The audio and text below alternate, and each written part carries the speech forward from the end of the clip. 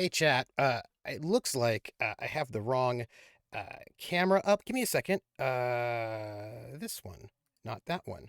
Ha ha! Wait, I wonder what I'm doing on the other one. We'll find out. Hi everybody, how you doing? Hello, hello. I'm Trooper SJP, and this is the Academic Foxhole. Also, how you doing, everyone?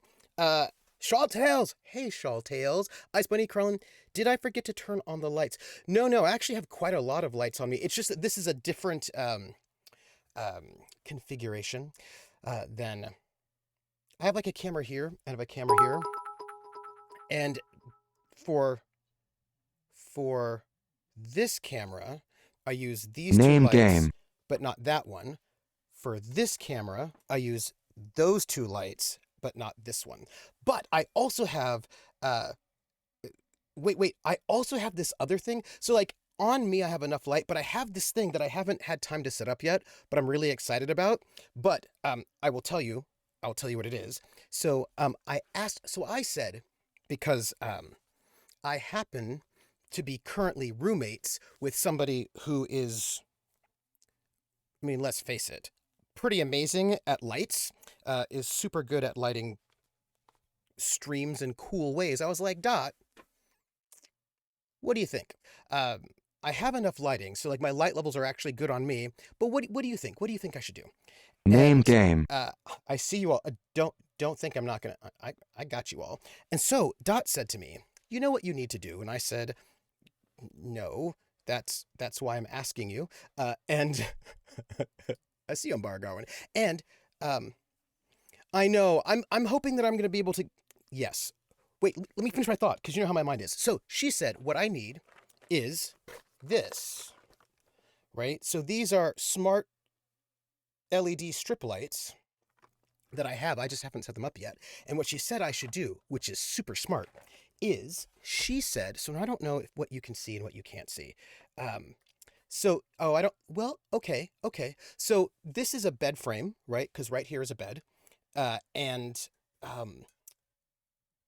this particular loft bed frame, I got it because it was I got this one because it has a very narrow desk that runs the length of the bed itself. So it's like a 72-inch little desk thing, which means I could fit all three monitors on it without too much trouble. It's not super deep, but it's wide, which was important. So anyway, but the point is, it also has these kind of like cool X beams, and you can see one of the X's here, like it goes down.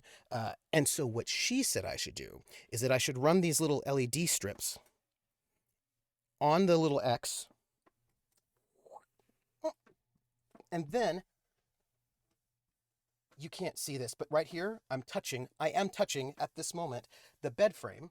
So up that, and then down the bed frame, and then down the other X on the other side with these little colored LED lights. And then when I light them up, they will go behind me because I'm already well lit personally. But what it will do is I'll send color behind me onto this area here. I need to actually put those things away, but that's cool. Anyway, so also I need to put on my wrist brace. But so I haven't had time to do that yet to sort of set up the lights. But that was the idea, and I have them, and I'm ready to do it. Um, so this is right. Hey, Valtiel, how are you? Right? Dot is so smart. Dot knows color. I will tell you, Dot knows color. She knows. I mean, you all have met Dot. She knows color, and she knows how to make something magical that way. So I'm really excited for the lighting. I just have to sort of put the strips up, and then because I am well lit, I just need to get the uh, the behind me well lit so that it looks a little bit better. Yes, yeah. Oh, Dot is among the most Shawl Tales. I think I heard a story about you. I think somebody was talking about you the other day to me. I'm pretty sure. Pretty sure that is. I'm pretty sure that I heard somebody talking about you. They said things about you, as a matter of fact. Hmm. I believe. Have you taken advantage of having a KP local to do photo things? I booked KP to do some photos of me, and we're going to do that on Saturday. Which reminds me, Saturday I'm supposed to have that stream for the Outer Worlds, and whether or not I have it or not will depend on the timing because KP and his wife are going to be leaving. Um, either Saturday night or Sunday, and we want to go and have take them out to dinner and all of that. But we have to do our photo shoot on Saturday as well. So I will either not stream on Saturday, or I might stream early, or I might just stream on time, but then cut the stream a little bit short, or not. We'll just find out. I've got to find out what's going on, playing it by ear. But we're gonna do I booked a whole photo shoot with KP for Saturday, and I'm really excited. I'm gonna get like some headshots and all that stuff. It's really good. No, Charles Tales, it was not Dot actually who told me a story about you, Charles. Someday you will push the Latin roast to the side, forget and crash. I don't think so. Ooh, hype train. Thank you, everybody. Thank you for that hype train. And do not think I will not sing for you, because I will. I just want to, finish the the my thought, which was I was teasing Shawltails about what I heard about her in a mysterious way. So, Shawltails, is it or is it not true that you were in Virginia last weekend? Is it or is it not true that you were in Virginia? Because I heard that you were in Virginia this last weekend. Yes. So, Shawltails, that was not all that I heard. I heard that you used a set of average kitchen scissors, I think was how it was described as, just like kitchen scissors or garden shears, some sort of basic scissors of some sort. Kitchen scissors, I think it was. Kitchen shears, kitchen scissors. And you cut Goblin Katie's hair in a way that looks amazing, right? And also, I saw Goblin Katie's hair, and it does look amazing. But Goblin Katie told me that you just sat her down in the middle of the backyard with a pair of kitchen shears and went and like gave her this like super professional, amazing haircut that looks great in a backyard with kitchen scissors. And so in the rain, and so people were just talking about not only how nice you are, but how amazingly skilled you are cutting hair in the elements with substandard equipment, that nonetheless you were brilliant. And so I want to say that I did not know you had such amazing skills, and I am not surprised. And how awesome is that? So that I just want to share with everybody that Shawltails is like better than Edward Scissorhands when it comes to cutting things. This is what I learned. But it reminds me of something else. There was it was on my birthday at the height of my Fey magic. Well, that makes sense. That does make sense. I see it. I see it. Uh, I saw a reality show that I thought was really cool. So, also I'm gonna sing because I have it listed out. So I like reality shows where you learn things, where like as a viewer I learn something. So I tend to like reality shows where people have skills, especially skills that I do not have, and then they do their skill, and then I learn something about that skill. That's like my favorite reality show, or ones where they have to go live in the past, something like that. So there was a reality show for hairdressers called Sheer Genius, SHEAR. Bake Off is an example of something where I learned something and I was like, oh, that's cool, because I'm not a great baker, so I learn things and I am very excited. I just like seeing people who do stuff well doing their stuff. So it was called Sheer Genius, and it was about hairdressers, and it was like a hairdresser competition. And I only watched one or two episodes because I think when I saw it was already canceled. I think I just sort of caught one or two on a rerun, and it was amazing. Hairdressers know so much stuff that I do not know, and I was so impressed. Right? Val's like, that's the perfect name for a show about hairdressers, isn't it? I was so impressed. I learned so much. Well, I did not learn how to do it, but I just learned how amazing hairdressers are. They had all these like really interesting challenges, and one of the challenges was so interesting. And I also like it in the reality show where they give them time to talk about what they're doing and what they're thinking, as opposed to just like, I don't know, getting them drunk and having them talk smack. So there was this challenge where they brought in people, like each hairdresser had a person, and the person they brought in was somebody whose hair had been over bleached and like over processed and was like in a bad, like was in an unhealthy and bad state, like, you know, really, like it was like the hair itself had been fried, as you would say, right? So they said, okay, so these people, their hair has been fried, you need to fix it. Like you need to fix it and give them a good haircut and make, and like the hair was, oh, the hair's, ooh, didn't look good. And they had to basically go and fix, they only had like a certain amount of time to sort of fix the hair. And it was so cool hearing them talk about what the challenges were and what their like strategy was and what they're planning on doing. Things like, okay, so we do have to re-dye this hair, but we can't do this, we can't do that because the hair is so damaged, so we can do this. And like, how do you deal with somebody's hair who's been so damaged to make it so that it's going to look nice? What are the things you can do? And then of course in the process of like working out how they're going to do this chemically, because it's like, you know, they've got chemicals and whatnot to deal with.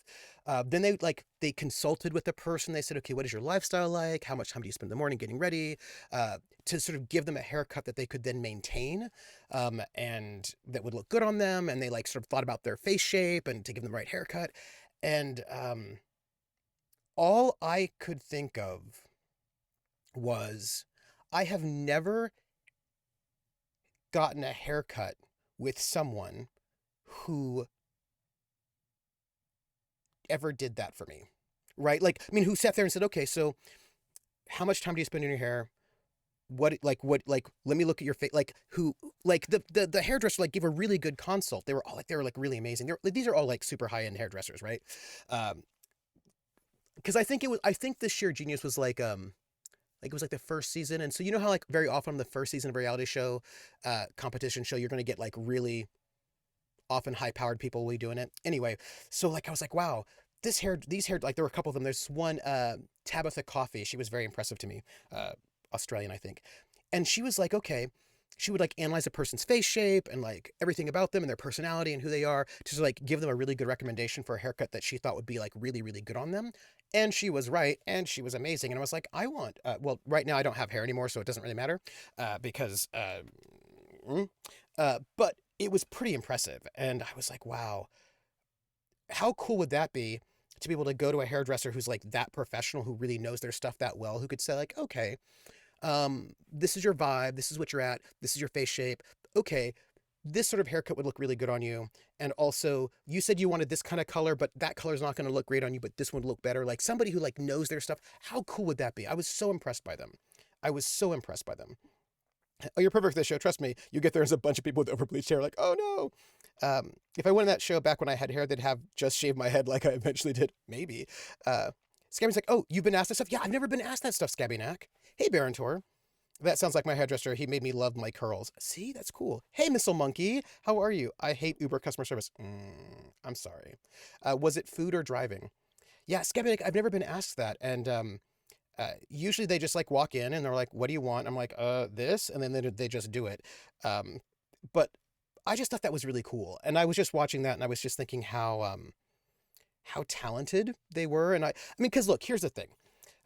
I believe that no matter what your job is, like no matter what, oh, reminds me of a second reality competition that I have to, it wasn't a reality competition. It was like it was a sporting competition. Don't let me forget. But I believe that any job in the world probably has like the coolest stuff that you don't know about, right? Anybody who does a job, whatever that job is, probably has skills that I don't know about, that like has got something like, you know what I mean? Like, and so any chance I have to learn about whatever skill it is that person has, I'm excited. Like I'm excited because I really believe that every single job in the universe has its own kind of like difficulty and idiosyncrasies, and anybody who does that job has some kind of cool skill that can't even imagine, right? Missile says 98% sure my phone is in my ride from work not helping. Ooh, I am so sorry. Scabby Neck says the popularity of fast food TikToks helps prove your point here. Oh, I've not seen any fast food TikToks. This is how I make French fries at Five Guys. Ooh, I would love to see some of those because that's like right up my alley. So two examples of this that I wanted to share with you that I didn't want to forget. And by the way, then I'm going to sing. Did I say we're going to be playing The Long Dark today? So okay. So, it was an international competition.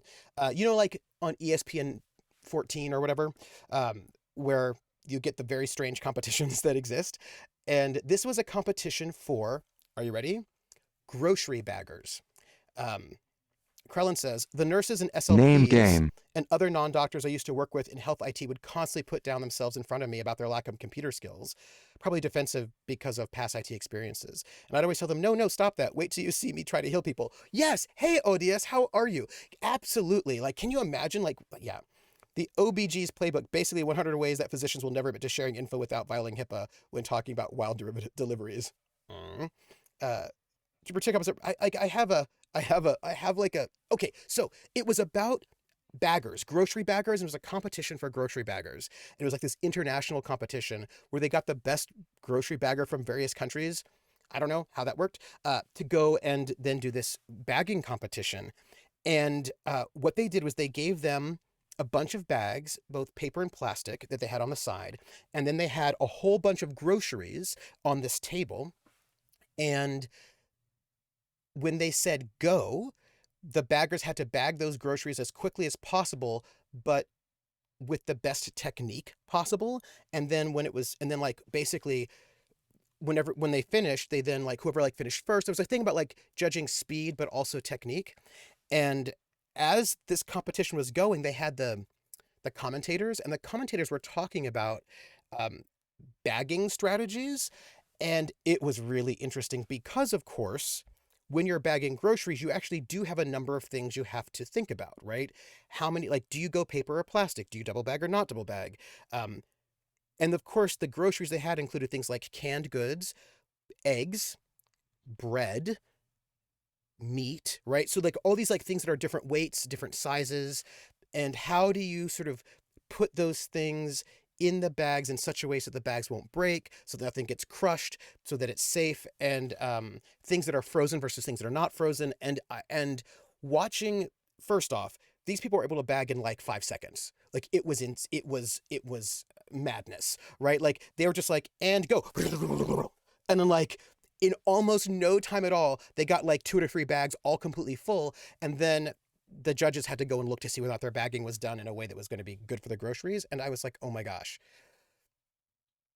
I wish I had those skills. Like, I wish I knew how to bag like those people knew how to bag, because they were amazing. Amazing. Baron said, I tried to do my best when I was grocery bagging when I was in high school. The store I was at was the old folks one, so some of those folks were very particular. Oh, yeah, yeah. Ice Bunny, I know that in Germany that you pack your own bags, but in the United States, oftentimes we have baggers. And I'm sure there are other countries where you have baggers as well. Scabbynack says, when they don't smash the bread and also have their freezer stuff all together. Yes, right. And chefs kiss. Oh my gosh, yeah. Curlin notes that most U.S. groceries have baggers, though they're being phased out nowadays. Oh, odious. And partly, and I think Ice Bunny partly is because it's faster, right? So that while the groceries are going through, somebody's bagging them, so that by the time they finish ringing up your groceries, everything is already bagged. So you just pay and then pick up your groceries and leave, as opposed to um, those moments where you start bagging your own groceries, but then everything slows down because uh, you're being slow on bagging. And also, in the United States, unlike Germany, I cannot speak to other countries, but I can speak to Germany. In Germany, you tend to go grocery shopping very often, right? So you go regularly and you get smaller amounts of groceries. But in the US, people tend to go grocery shopping once a week or sometimes less, and they tend to get huge amounts of groceries, right? So like they don't get like they get a lot of groceries, which is why, side note, there's a Volkswagen. I think it was the Jetta, maybe. I think. Let me think. Oh, I'm not going to get the names right, but there's like a Volkswagen that's super popular in Europe, which is probably not the Jetta. Maybe it is the Jetta or it's the Golf. It's one of those. And it was not popular in the United States. And so they made a different version of it. They called it a different name that then was popular in the United States. And the difference was how much trunk space there was. Because Americans, because we tend to go like grocery shopping much less often and tend to buy way more groceries all at once, we tend to need more trunk space because we have like 7 bags of groceries. Whereas in Europe, you tend to not, you tend to go more frequently, so you don't have as many. So the grocery stores, like a U.S. grocery stores, they're usually massive. They're like these massive grocery stores. And when people are going grocery shopping, they're often buying huge amounts of groceries all at once. And so it's kind of like big production grocery shopping. And so I think bagging just helps expedite that process some. Odia says, fastball special, clean birth, left of center C-section. Oh, interesting. Vertical incisions on the left. Fish flopped in the boat. Panicked father became a dead fish if they faint. Oh, that's so interesting. Barentor says, the older folks didn't want the bags to be heavy at all, so you had to spread all the canned goods out. Oh, that makes sense. Missile Monkey, please tell me points were taken off for bags with one item. Yes, they were, right? So there was a whole thing about that. You got points. They got points for speed and technique. Scabbynack says, I spent in my local grocery store just recently stopped putting groceries in your car for you. The owner wanted to retire and sold. Oh, interesting. Barentor said, I used to put groceries in folks' cars and walk their cart out. But at that point, there were a lot more baggers on duty than how it is now. Yes, also another thought, don't let me forget. Scabbynack says, yeah, it's a nice service, especially for folks who have mobility issues. Yeah. Krellin says, the growing frequency of... Krellin just said what I was going to say. The growing frequency of self-checkout is ending the job of the bagger. It's ending... I'm also concerned... Krellin, I just had this conversation with Dot just a couple of days ago about this, and that was that the Polar Golf are small and the Passat... Yeah, I think it was the Golf. I think it was the Golf that was not popular in the United States, but it was popular in Europe, and I think that we like the Jetta instead is I think what it was. I think it was the Golf that didn't make it in the States because we don't have the trunk space. So here's the thing about self-checkout. Krellin, thank you for being psychic with me. Dot and I were at the Target to get like stuff for the house, and she's like, oh, let's go through self-checkout. And I said, I almost always go through the actual checkout with the checker rather than self-checkout. And she's like, why? And I said, because I'm concerned about like self-checkout meaning fewer people have jobs, right? Like, it's just a thing that like, I was just sort of concerned and I have been concerned about self-checkout taking away people's jobs for quite some time now. And she was like, oh, okay. And so we went through the regular checkout. And then like the next day we were talking about getting groceries for the house. And I was like, oh, do you think we should go to the grocery store? And she's like, I think we should get Instacart. And I was like, okay. And she says, because, right, Instacart also provides a job for someone. And she's like, and I always tip well. And I was like, oh, interesting, right? So it's like for me, I was thinking about the self-checkout as a way to sort of like reduce people's jobs. And on the flip side, she was thinking about Instacart as a way to provide some people with some work. And it was like, and I was just kind of cool because like we were both thinking about people's jobs, but like just and it was cool. Anyway, so that was like a thing. Rissa says, and with the pandemic, a lot of major grocery chains will let you order online. And then when they've pulled the groceries, you go and they fill your trunk for you. Mm-hmm. And Scabbynack says, also the economics of buying groceries for a big family means getting as much in the way of bulk discounts as you can. Yeah. And also just the setup is slightly different.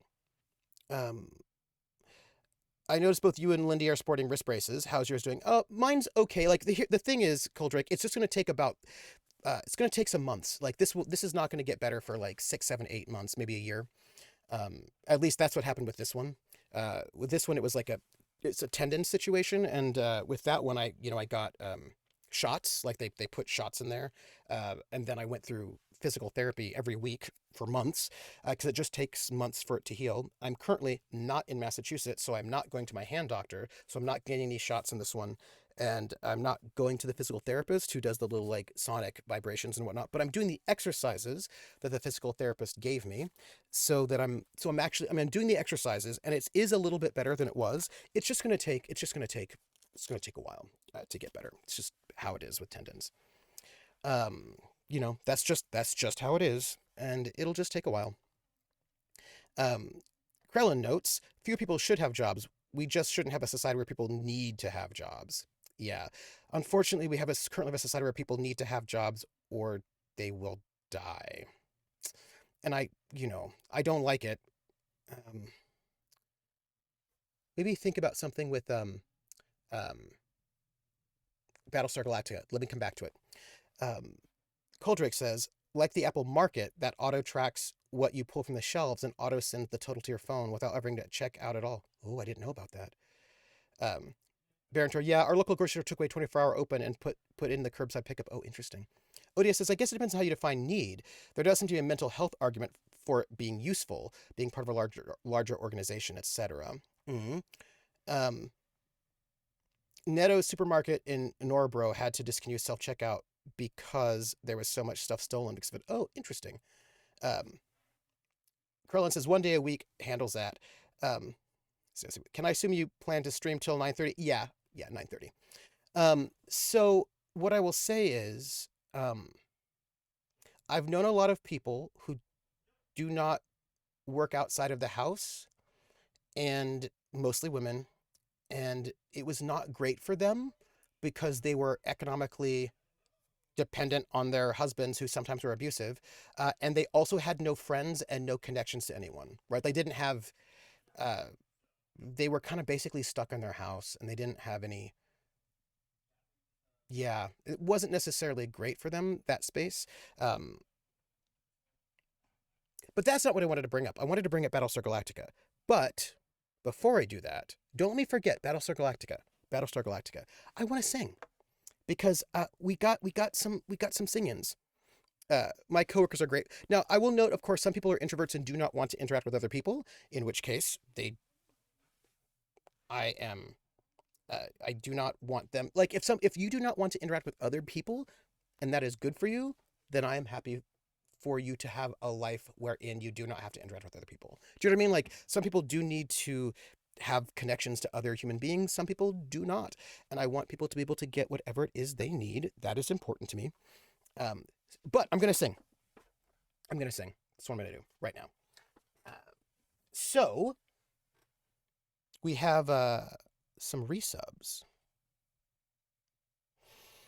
And when we get resubs or subs, whichever ones you got, uh, I sing.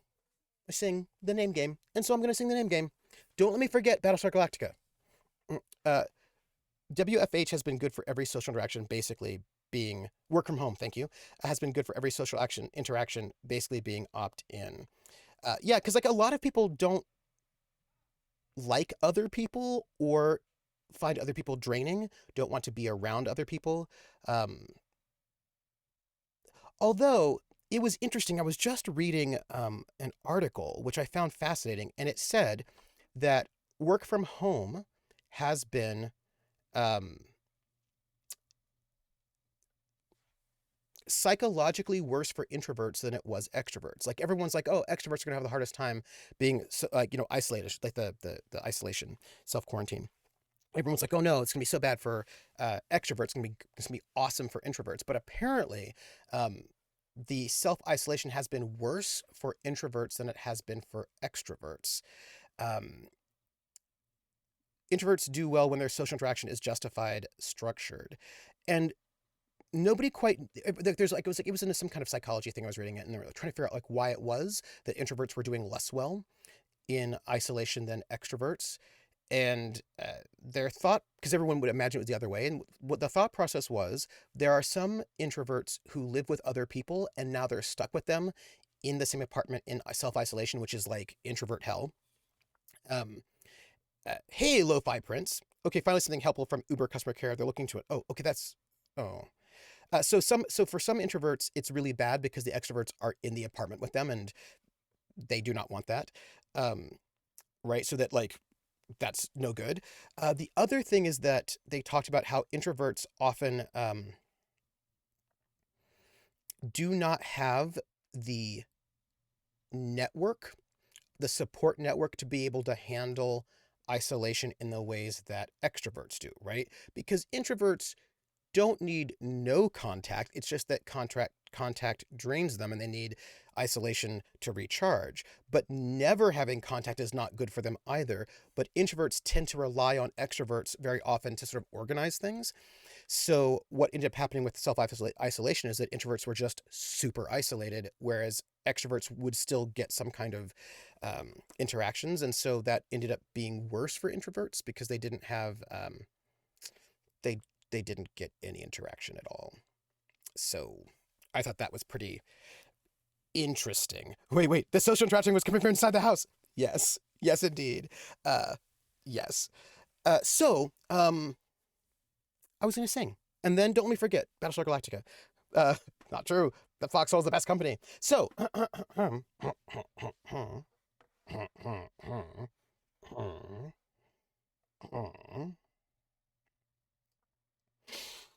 the name game. Come on, everybody. I say, now let's play a game. I bet you I can make a rhyme out of anybody's name.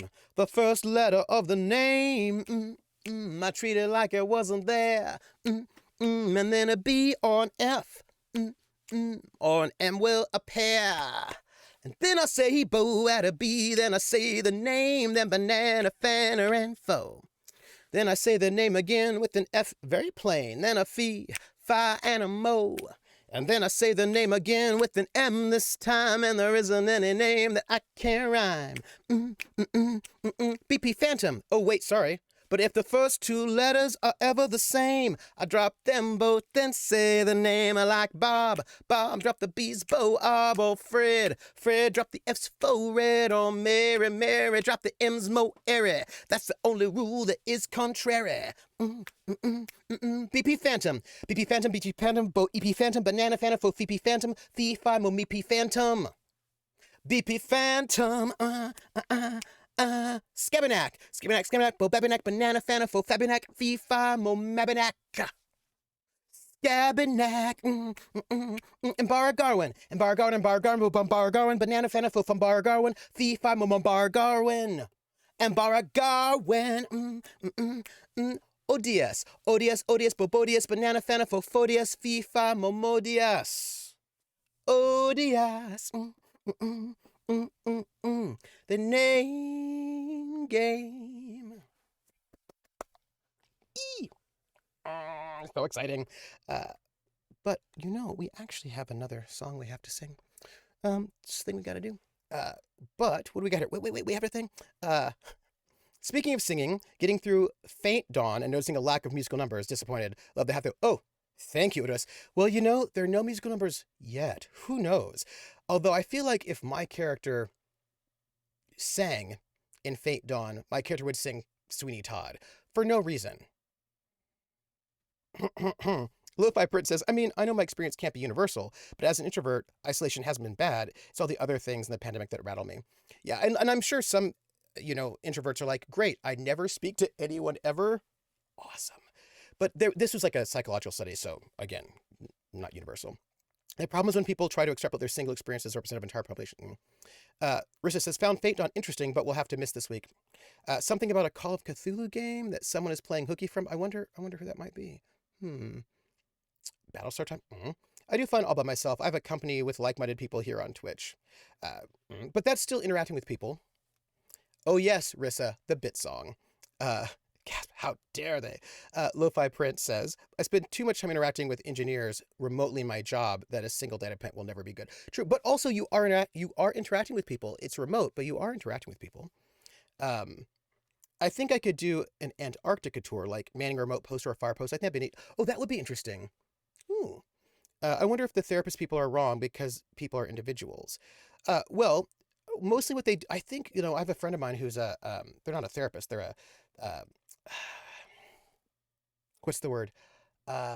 Something psychologist. A psychologist. Oh, what's the word? Why can I not remember that? Oh, she'd kill me.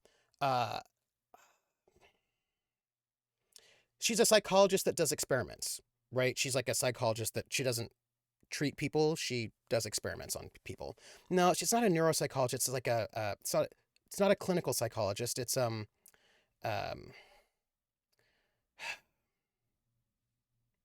it's the kind of it's the psychologist that does experiments. I wish I could remember. Anyway, she right, so you don't just talk to one person. Like she does these huge, massive experiments, right? Like it's not really experiments, but she works on she specializes in how people perceive size, right? Like things being bigger or smaller than other things. So she works on size and how people perceive size. Oh, I wish I could remember. experiment. I think it is an experimental psychologist. I think that's what it is. Scale. Thank you, Odious. She works on scale and how people perceive scale and understand scale. So she does all of these big experiments, right, on scale, showing people different images and all of that kind of stuff. Um, yeah, right. So it's like perception. She works with like perception and all of that, and how do we perceive of things as being more or less, um, and scale, and so that's really interesting. And so it's like she doesn't like just deal with one person. She deals with like hundreds and hundreds of people doing experiments in lots of different ways. You know, um, let's see. That's the best time to sing Sweeney Todd when when it is the most disturbing situations. Yes. Kron says, Galen, that is his name. I would pick up a skull and sing my friends. Oh yeah. And by the way, I picked the name Galen because Galen was a famous ancient Greek healer. Just like my character is a healer. And by healer, I mean not. Scabbydack says, I'm extremely introverted. I regularly reach out to a few people because I still need human interaction to keep me sane. The whole battery recharge thing is totally accurate, though. And that's the thing. Um, People don't, a lot of people, oh man, I tell you. Rissa says, two respectful introverts can coexist, but there are definitely ways the isolation is impacting us. Absolutely. Um, Double crazy. It's not a, no, it's not a parapsychologist. I think it's an expert. Yeah. Um, Bit song. Yeah, I'm gonna do the bit song. He is also a healer with blatantly wrong ideas about how the body works. Maybe. I mean, look, he knows bodies. He knows about bodies. I mean, sort of like being a healer. I do not think there's a healer in a group. My character knows how bodies work. And he doesn't have a healing skill per se, you know, but he knows bodies. 100 people a day, that would make my introverted heart bleed. Yeah. Scabbydack says, some people read a post on Twitter and turn their whole personality into I'm an introvert when it's just about finding quiet alone time when you need it. Yeah. Lo-Fi Prince says, there was a moment the other day that a random stranger I started singing Toto's Africa to each other in the tea aisles. One of those nice, oh, I love things like that. Look, okay, Lo-Fi Prince, I have to tell you this. Also, what I'm going to do right now is I'm going to start up the game so it's like we're playing the game. It's going to be pretty awesome. We're going to sort of think we are yeah, yeah, so we're playing the games. Um uh-huh. Uh, he's not a healer, he's a death reclamation specialist. Maybe, yes. Game adjacent, I like it. Oh yes, bit song, absolutely. uh and then don't let me forget about, oh, so many things. Battlestar, and also introverts and extroverts.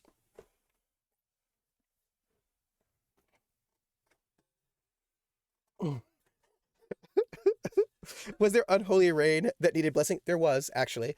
Mr. Monkey's like, I think Galen understands the body just fine. It's just his concern for the spirit is lacking. Oh, Mr. Monkey, that's not fair. He's concerned about the spirit quite a lot. He's very interested in spirit. He cares about the spirit a lot. Like, what you can do with spirits. How is the spirit doing? Can I have it? Can I take it? Can I put it in a jar?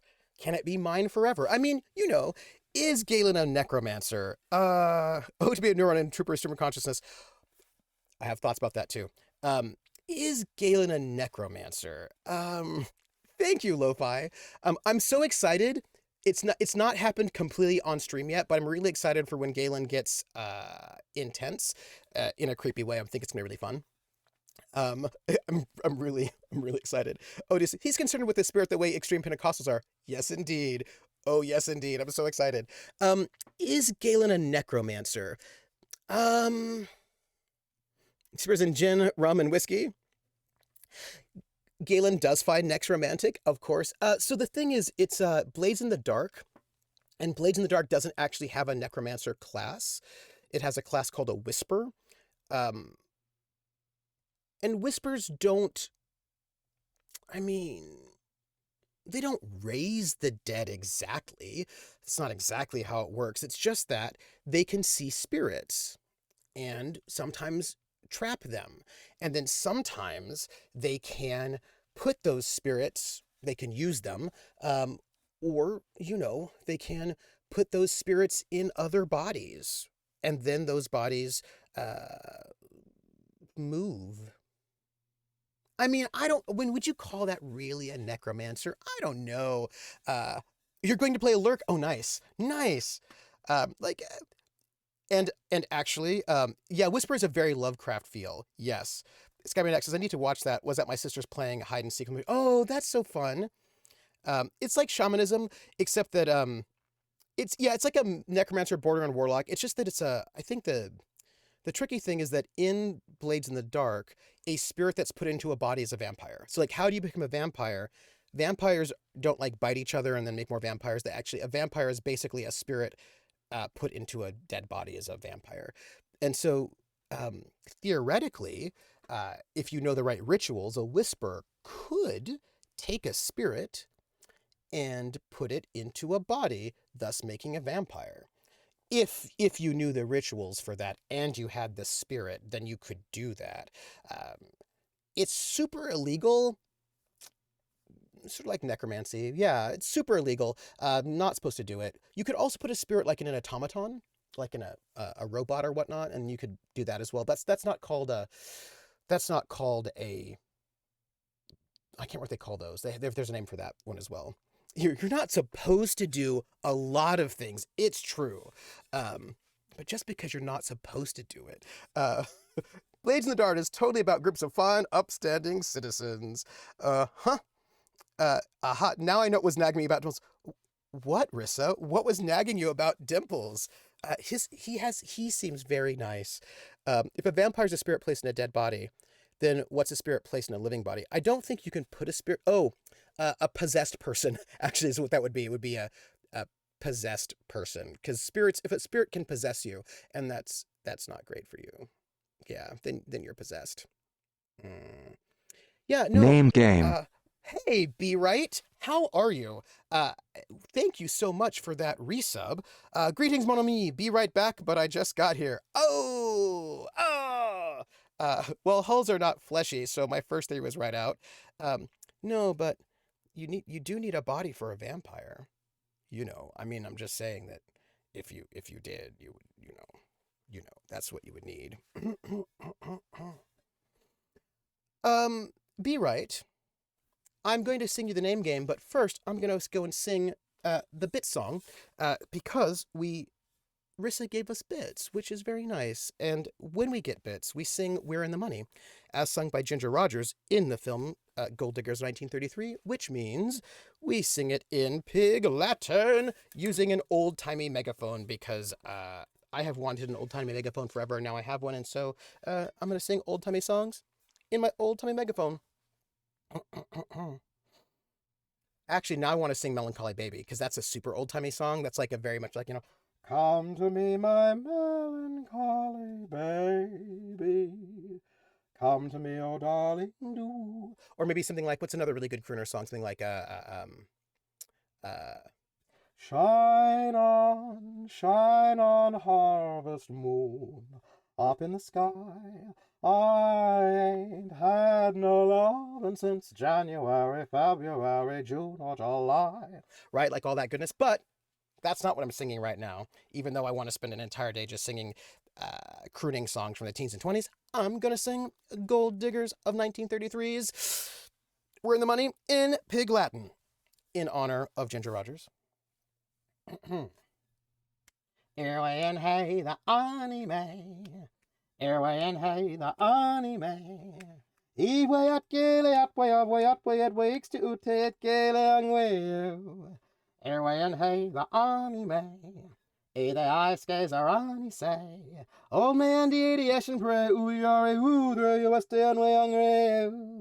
He ever eat red lands lay, way at bronze lay, ute day. And when we see the end, the Lord cut the eye in the eye. We're in the money, we're in the money. We've got a lot of what it takes to get along. Oh, I love that. Ooh, I'm gonna put this right over there. That's the best place for it. Yes. I'm so excited. Frankly, you don't have the range. You just don't have the range. And so, the name game. Come on, everybody. I say, now let's play a game. I bet you I can make a rhyme out of anybody's name. the first letter of the name. I treat it like it wasn't there. And then a B or an F. Or an M will appear. And then I say Bo at a B, then I say the name, then banana, fanner, and foe. Then I say the name again with an F, very plain, then a fee, fi, and a mo. And then I say the name again with an M this time, and there isn't any name that I can't rhyme. But if the first two letters are ever the same, I drop them both and say the name. I like Bob, Bob drop the B's, Bo, Ob, or Fred, Fred drop the F's, fo, red, or Mary, Mary drop the M's, mo, airy. That's the only rule that is contrary. Be right, be right, be right, oh, E right, banana, fana, fo, fee right, fee, fi, mo, me right. Be right. The name game. Ooh, sorry, bud. Hang out. Getting all excited. Woo. Y'all are so nice. I'm going to right now, because we're totally in here. We're like in it. We're gonna, yeah, there we go. We're gonna just load up the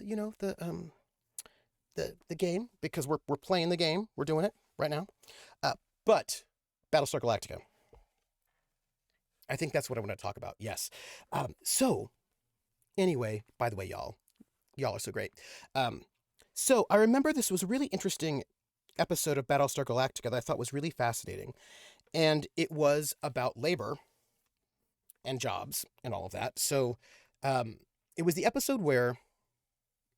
Oh, nice. I need to rewatch that. It was the episode where the people who were...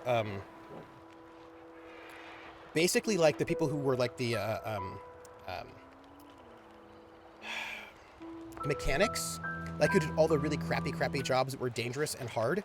The original, or the remake, or the remake of the remake. Has there been a remake of the remake? Oh, the old one where A-Team's face is Starbuck. Oh, yeah. So, like, in the new one, right? The one from the aughts, I suppose is when it was. Also, why are you huffing and puffing? Stop huffing and puffing. Anyway, where, like, basically, like, you have all the officers, the military people who have all these really nice jobs, and then you've got these people who are, like, who have these, like, really crappy jobs, and they're like, we don't, like, we've all just been working, nobody's getting paid, and we have these really crappy, dangerous jobs that are awful, and we don't want to do them. And of course the response was, yeah, but somebody actually does have to do them, and you're the only ones with the skills to do them. You're the ones who, like, if you do not do these jobs, if you don't do the jobs, the ships will all break down, and then we'll all die. So you actually have to do these jobs. And it was a really interesting, oh, it's getting dark. That's not great. And it was a really interesting sort of conundrum. Oh, well, we're going to get the sun coming up soon. So it was an interesting conundrum, right? Because in this moment, you can't just have people not working, because if nobody works, the ships will break down, and then they'll all die. But at the same time, their jobs are pretty bad, and other people's jobs are not so bad, but they don't have the skills for the other people's jobs, and vice versa. And also, no one's getting paid because it's a post-apocalyptic moment. So it was interesting. Oh, yes, thank you. The game volume is probably loud because I had it set for people who are not me. Give me a second. Chat. Let me do this. Whoop, there we go. And let me turn that down. There we go. Whoop, whoop, whoop, whoop. And then I can come back here, and then I can do this. Nice. And then I can come back here. Yeah. You guys are getting paid? Mackenzie's definitely huffing and puffing because of his encumbrance. No, he isn't. Not at all. Like, he's just huffing and puffing because he's being passive aggressive, and he wants me to feel guilty, and I don't feel guilty. Because, also, I think he was, what's the word? I think he was kneeling for no reason. There we go. All right, let's find out where we are on the map. We need to get back to Jeremiah, right? Oh, but look, there's a supply cache there. Oh, I tried to find it. I didn't find it, and I'm also over encumbered. So we're gonna we're just gonna walk back. The name game. Come on, everybody. I say now let's play a game. I bet you I can make a rhyme out of anybody's name. The first letter of the name. I treat it like it wasn't there. And then a B or an F. Or an M will appear. And then I say he bo at a B. Then I say the name. Then banana, fan, or info. Then I say the name again with an F, very plain. Then a fee, fi, and a mo. And then I say the name again with an M this time. And there isn't any name that I can't rhyme. Hrothgar, Hrothgar, banana, fana, for Hrothgar, fee, fi, mom, Hrothgar. Hrothgar, the name game. Woo! Thank you so much for that resub. Do we have a who passel of Twitch kids now? Yes, we do. We have so many Twitch kids. All right, so we're gonna go. We're leaving. That's it. Also, it's kind of dark, and I think there are wolves. We have a whole passel. We got a passel of kids. All right, so we need to get out of here, and we need to get out of here. And he needs to not complain so much about how much he's carrying, which he's gonna do, and he's gonna be like, oh no. A whole passel of possums. Speaking of possums, raccoons are dangerous. Also, right now, you don't know it, but I made some chili, because KP and his wife are house guests, and I'm so excited they're here. And they are, and I was like, and KP's wife, Suma, has been making food for us, like just delicious Indian food. And I was like, well, I want to make food for you. I don't want you to only make food for us. So I'm making chili for them, and it's sitting in the Instapot, doing its thing at the moment. And then after stream, I'm going to go have some. Possums are ticka buzzsaws, and you should love them. Nice. I'm just saying that raccoons are dangerous. That's all I'm saying. Random kneeling. So there was something else. Okay, look, I'm a little concerned about the bear. You know? Like, that's my concern right now. I'm concerned there's going to be a bear situation. And, yeah. Oh, is my chili recipe secret? Yeah, no, this is not my normal chili recipe. This is one that I got online because I wanted to get a vegetarian chili recipe because KP and his wife are vegetarian. So this is like a chili with lentils, black beans, and kidney beans. Of course, some nice diced fire-roasted tomatoes and crushed fire-roasted tomatoes, and, you know, the goodness of, like, cumin and chili powder. I don't think there's any cayenne in this one, which makes me a little sad, but, you know, garlic and onions and all that goodness. But can taste yummy. Older bear tastes nasty. Bear tastes very yummy. Raccoon, you mean trash pandas? Is that worse? That sounds worse. Yeah. Maybe put oh yeah, I can do that. It's just like I think it'll be really, really good. And right now it's just like sort of like stewing, as it were. And I think that'll be very delicious. You know what? Typing is overrated. But I will put it in there. So if you want a vegetarian chili option. Now I might have sort of gone wild and like put like 1,000 beans in there, but green lentils, kidney beans, black beans, I think it'll be really good. And like, look, who doesn't like cumin and chili powder?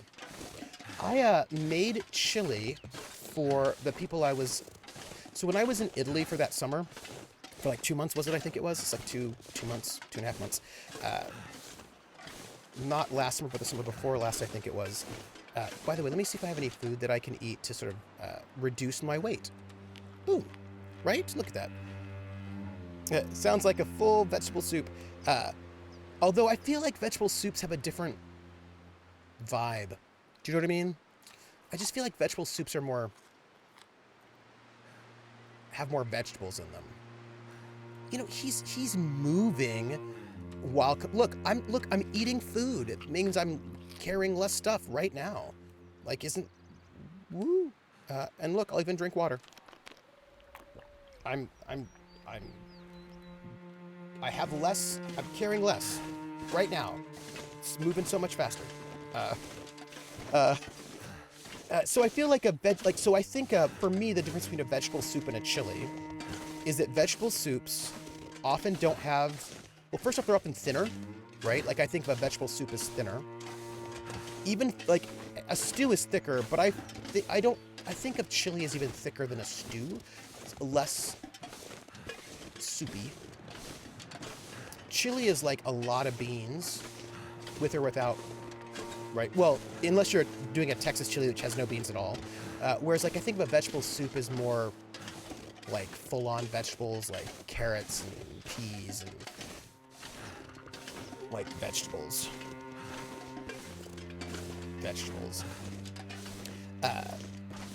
Yeah, otherwise it's chili con carne. Yeah.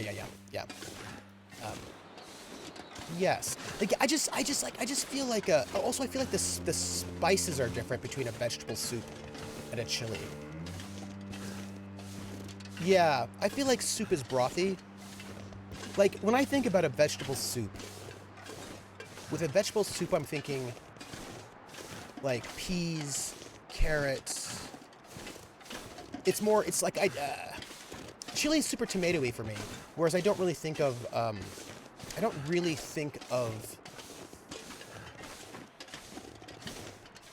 vegetable soup as tomatoey. I think about having kind of like a clear broth, and then if it's a stew, it's not clear, but it's more gravy-y. Does that make any sense? Chili is not a soup, it's not liquid-based. Oh. That's an easier way to say it. Yeah. Spice-wise, or tortilla soup could have a similar. Looks like I made it through another night. Yes. By the way, we have not been killed by any bears yet, so I'm feeling pretty good. Oh, I don't know if I told you this all. I bought a new chair, which I have not put together yet, that I will probably put together soon. Chili might be a stew.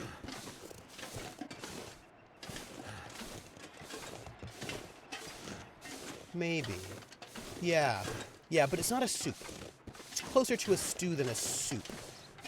But I wonder how we define a stew. And by we, I don't mind you and I mean society in general. My average chili is ground beef, sausage, and pork. Ooh.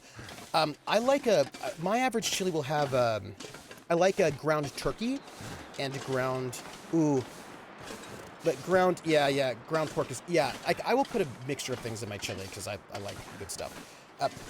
So the new chair that I have, is a kneeling chair. So it's a chair with no back. It's one that you kneel in. And I'm excited to see what that's like. And, try out this kneeling chair to see what it's like. Apparently you have to build up your muscles to get to it, but I'm going to soon. I think this too, I think that's too.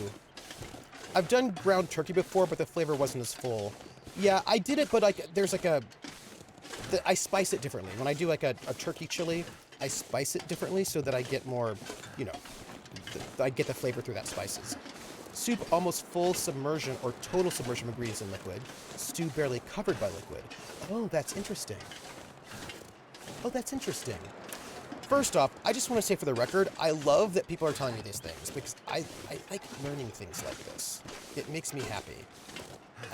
Almost as happy as making Mackenzie wander around encumbered.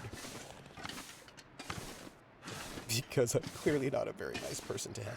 But, I feel like he can handle it. I mean, sure, he breaks an ankle every once in a while, but, whatever. Can I climb over or do I have to climb through? See, I think I can.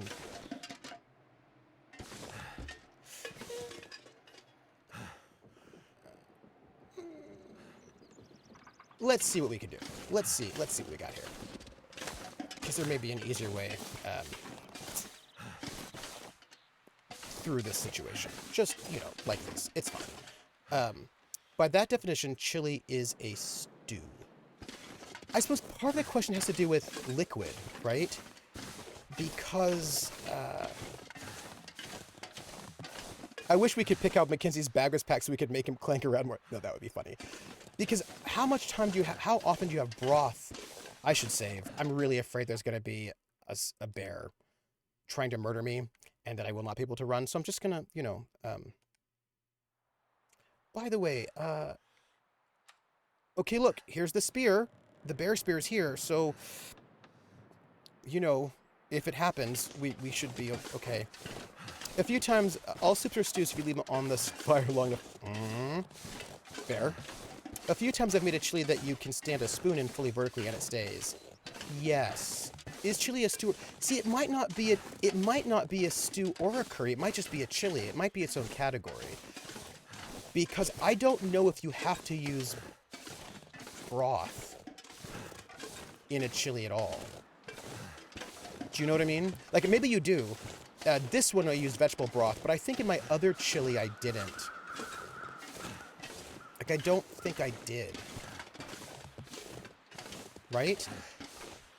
Yeah, I think it might be its own category, especially because a curry doesn't have to be soupy. In South India, I learned from KP, their curries are more... They're not so soupy. They're more, like, grilled brothy, I suppose is the best... Like, rub. More like a... It's less soupy. So, like, I suppose a curry could be a couple of different manifestations. Yes.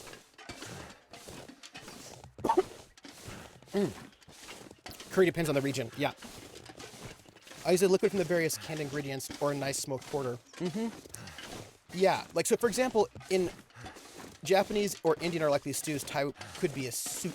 And apparently South Indian, it's not a stew or a soup. It's more of a grilled situation. Chili, a thick sauce of meat and chili is definition 2. Huh. Interesting. They use the word sauce. That's interesting. Yeah, I just used the liquid from the tomatoes and beans, no broth. Right. So, like, I suppose that's interesting. And I think I've used, in my meat chilies, when I do a meat chili, I think the liquid that you get is the fat from the meat, the liquid from the tomatoes, but not the liquid from the beans. So I think it's actually, I think my meat chili is not particularly... You could put a spoon in it, right? It's not particularly liquidy. By the way, are you at all concerned about Mackenzie's health? His encumbrance? Because I'm not. There was something else I wanted to tell you. Let's just harvest these mushrooms. Because I feel like we're not caring enough. Because I feel like we just ate some food and I feel like we're not caring enough at the moment. So,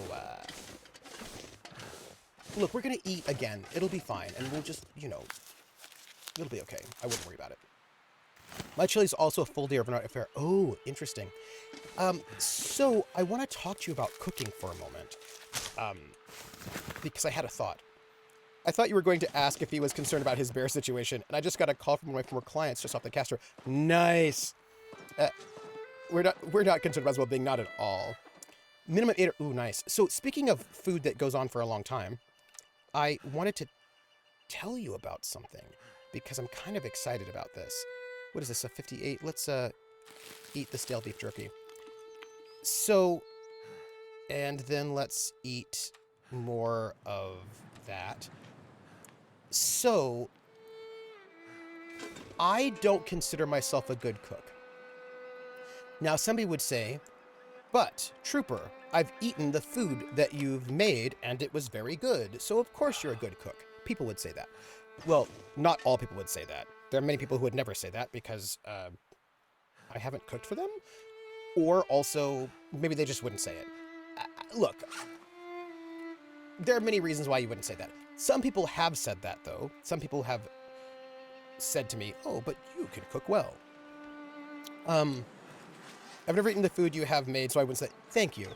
But I don't think of myself as a good cook, and I will tell you why. There's a reason why I bring this up. German, make me food so I can say that. chef versus cook versus, oh god. For me, what it is, like, I'm not even worried about chef versus cook. I think for me, what I think of as being a good cook and why I don't think I'm a good cook is, while I was watching those chef shows on TV, I was watching one of those shows. It was like Top Chef or whatever it was, or Iron Chef. I was watching Iron Chef and then like Top Chef.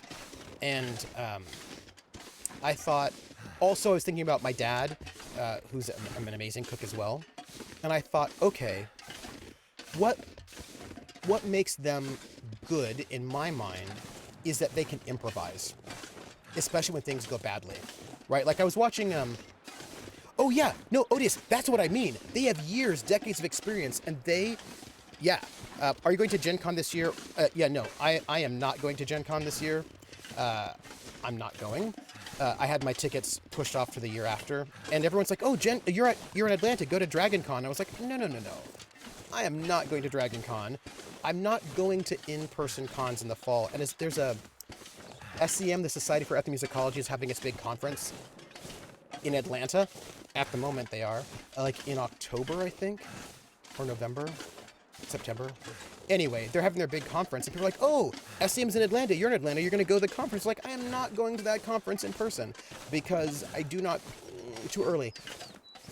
And then I just got an email saying where they're not quite certain if they're actually going to have, they're going to hold it. They might go virtual. We will see. Yeah, Krellin asked the good question, why is there a Gen Con this year? Yes. When I cook, I use a recipe to learn the basics of a meal. After I've it down, then it's my take on. See, Hrothgar, for me, that makes you a good cook.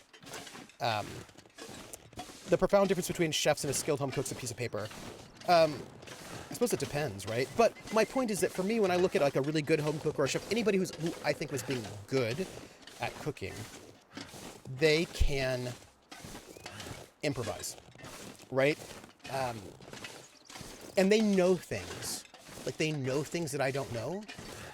Honestly, I hope they cancel Gen Con and rip up the tickets, but I feel like that's not terribly like this. But you never know. I don't know what they're going to do, but I am not going to go in person, especially since like the Delta variant thing is going on, and I just don't feel like that is a particularly necessary thing for me to do at the moment. See, I'd argue that cons are still reasonable, but I'd add a proviso. If you want to hold a con, you need to invite the local healthcare providers to run a pop-up vaccine clinic. Oh, that would be cool. That would be cool. But like apparently like Dragon Con has 1 million people that come to Dragon Con. I don't need to do that right now, especially since I have the Johnson & Johnson vaccination, which that's the one I got because that's the one that they had. And apparently that one is less effective versus the Delta variant. So I'm going to just, yeah. So anyway, look, I was watching, like, in like Iron Chef, when they bring up those chefs and they're like, hey chefs, here's your ingredient, the rutabaga. And then the chefs are like, rutabagas, I've got to make, 4 courses and a dessert with a rutabaga. And then they just know how to do that. They're like, okay, let me think. Well, a rutabaga has this kind of flavor profile, and these spices would work with that, but this, and this, and this is how we can turn it into like a jello or whatever. Like, they've got all these techniques. They have techniques that I don't have. They understand ingredients in ways that I don't. They know how to fix problems in ways that I don't. And they understand like flavor profiles in ways that I don't. Like, and I mean that like, you don't have to be a trained chef. Like, there are people that I think of as being good cooks. They know a bunch of things that I just don't know. And so and cooking is more forgiving of experimentation, say baking. Oh yeah. Rissa thinks that all the big cons should be virtual. And Bargarden says, I got the tickets pushed from last year this year, but I just got diagnosed with something that the treatment for is usually immunosuppressants. So whether I get those prescribed or not, oh, I see. I had my tickets pushed off from last year this year, and then I pushed them off again to next year because you had that option of pushing them off 1 more year. And I was like, yes, I will do that. Absolutely. I will push it off 1 more year. And if you have to take those immunosuppressants at Bargarden, don't go. I didn't see the option. Oh, I wonder if you can message them and find out. Domestic Dan is a good example. Oh yeah, Domestic Dan is a great cook. Yeah, so for me, it's my and look, I can follow a recipe, right? Like, I can follow a recipe and then do the recipe, and the recipe will turn out well. But I'm not good at improvising, and so I feel like I can make a dish that will taste very good, but I can only make what's on the recipe, if you know what I mean. I don't, and if something went really poorly, I don't think I'd be able to improvise my way out of it, if that makes any sense. So for me, I don't think of myself as a good cook. I think of myself as a person that can follow recipes. Delta's primary issue is that it can jump from the vaccinated to the unvaxxed at an exponentially higher rate. Yeah, there are still breakthrough cases, yep, but that's precisely why we vaccinate, so that you are a breakthrough and not guaranteed. Yeah. I don't. Are you about to be eaten by a bear? You know what? I'm gonna just save this one more time. Just gonna save it. Baking isn't super improvisational. Violin, yeah. What if a piano? Oh, wait, I just had the piano drop from the ceiling. A wild piano. Hey, Moopin! But you know what? Here's the thing, though. It's also about problem solving. Like, I've seen bakers able to solve problems. Do you know what I mean? Like, if they're like, oh, I'm making this upside down whatnot cake. It seems to be falling or whatever. Here's how I can make sure that doesn't happen. Like, they just seem to have improvisational skills that I don't have. So, yeah. Or like fixing problems. Rissa says, what Chops teaches you is that even professionals sometimes make regrettable decisions. Yes. But I feel like they have recovery. Do you know what I mean? Like, I feel like they have the ability to understand the ways out of the problems. Let's hope I don't die here. Let's hope I don't fall off and die. That would be unfortunate. Oh, good. I'm not going to. Yeah, and look, I have a lot of respect for people who have that kind of... And, you know,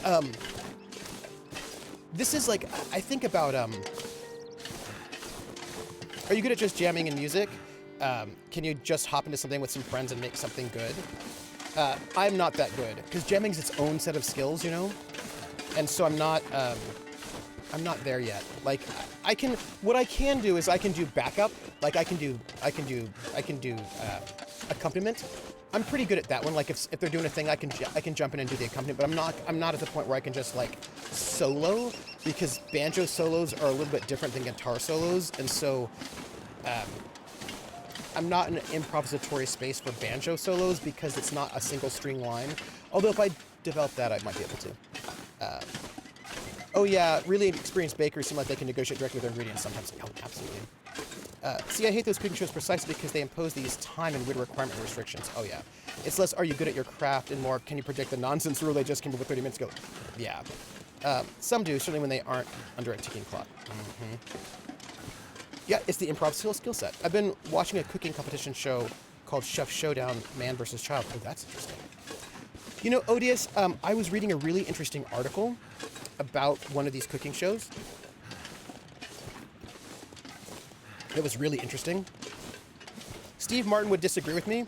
What? That he, no, I'm sure he's an amazing improviser. I don't have that skill set. Me personally, I do not have the skill set wherein I can improvise lead on the banjo. I usually work out the lead to sort of bring out, like within the 3-finger picking pattern, I work out the leads ahead of time and then I play them. Oh no, he's done an amazing banjo solos, and if he improvises them, good on him. I can play banjo solos, but I cannot improvise banjo solos. That's the difference. Banjo solos are amazing and awesome, but I cannot improvise them. That is not, I am not good enough to do that. I can play them. Like, I can play, I'm a little out of practice, and right now I don't have the fingers for it.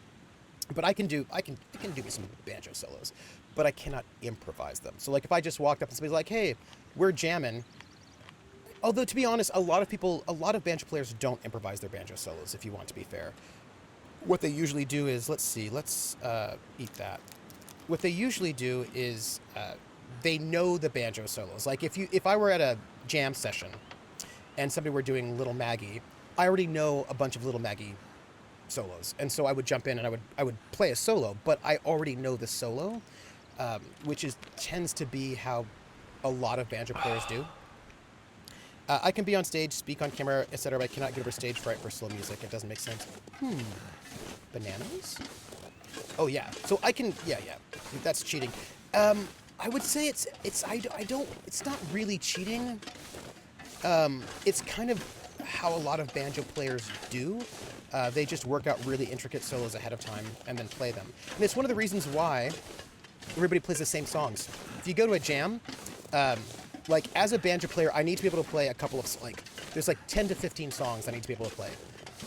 Because they're always played at jam sessions. If you go to a bluegrass jam, I need to be able to play, like there's just like a standard repertoire of songs. And if you go to a jam, they're going to play those songs. And most banjo players already know the solos, already know solos for them. And then you go to the jam, you play your solo, you do your thing. Yeah. It's not cheating, it's creative sportsmanship. Let me save again. Look, I'm a little paranoid right now because we have not run into anything creepy. And I'm a little worried about that. You know what I mean? Like, I'm a little concerned. Like, I'm just a little concerned about all of that. My sister-in-law, aka the negativest person in the universe, will be mad because I will not come to visit at Christmas until the fam is vaccinated. Now, Bella Fleck, he does solos, but he also plays in a slightly different style when he's soloing. He solos a little bit more like a guitar player, very often, because he plays in like a couple of different styles. Yeah.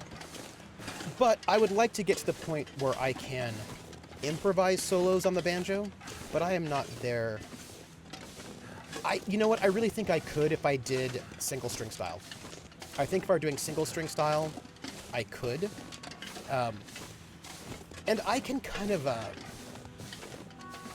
I can do a thing which is close, but not the way I want it, right?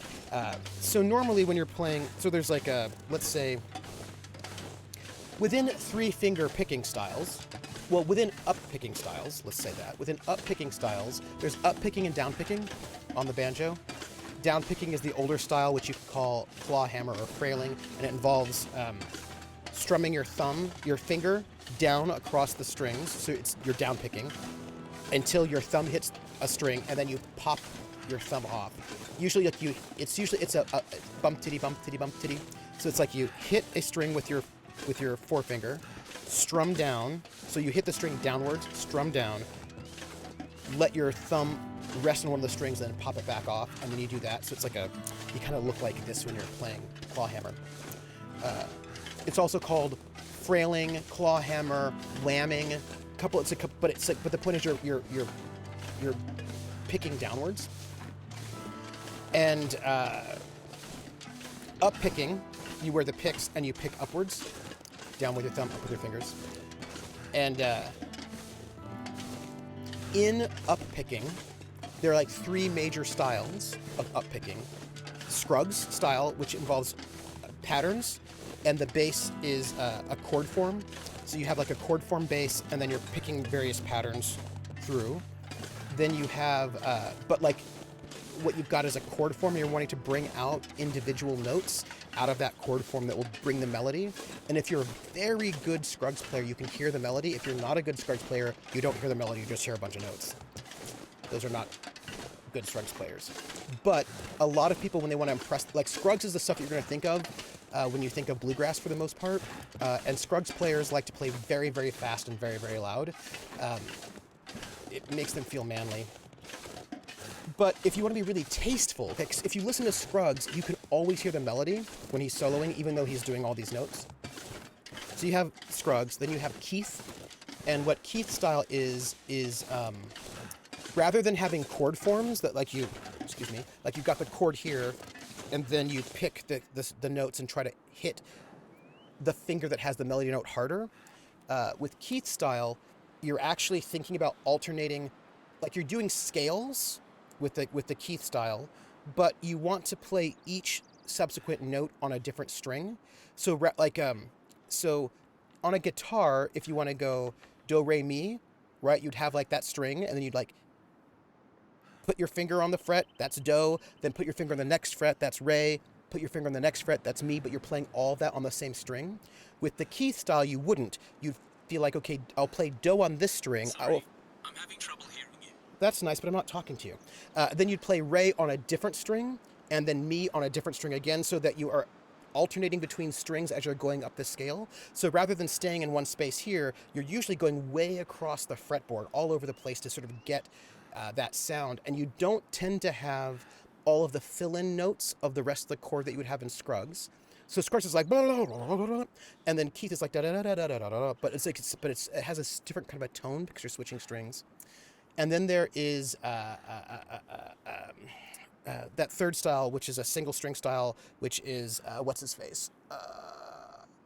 Nonetheless, where you actually play multiple notes on the same string, which generally speaking in Scruggs you do not play multiple notes on the same string except for like a lead in or a lead out, and you don't play the same string twice on Keith either. But in this other one you do, and that one's a little bit more like a guitar style.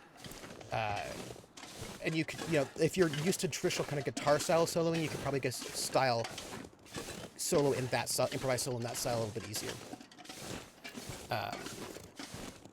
She doesn't want to get the shots because of bad information. Missile Monkey says, that sounds like one of my aunts. She wants to control everything, will start arguments with anyone who is contrary to her. She tried to take over my sister's wedding. I've never seen my mother's eyebrows arched like that. Ooh. Reno, yes, thank you.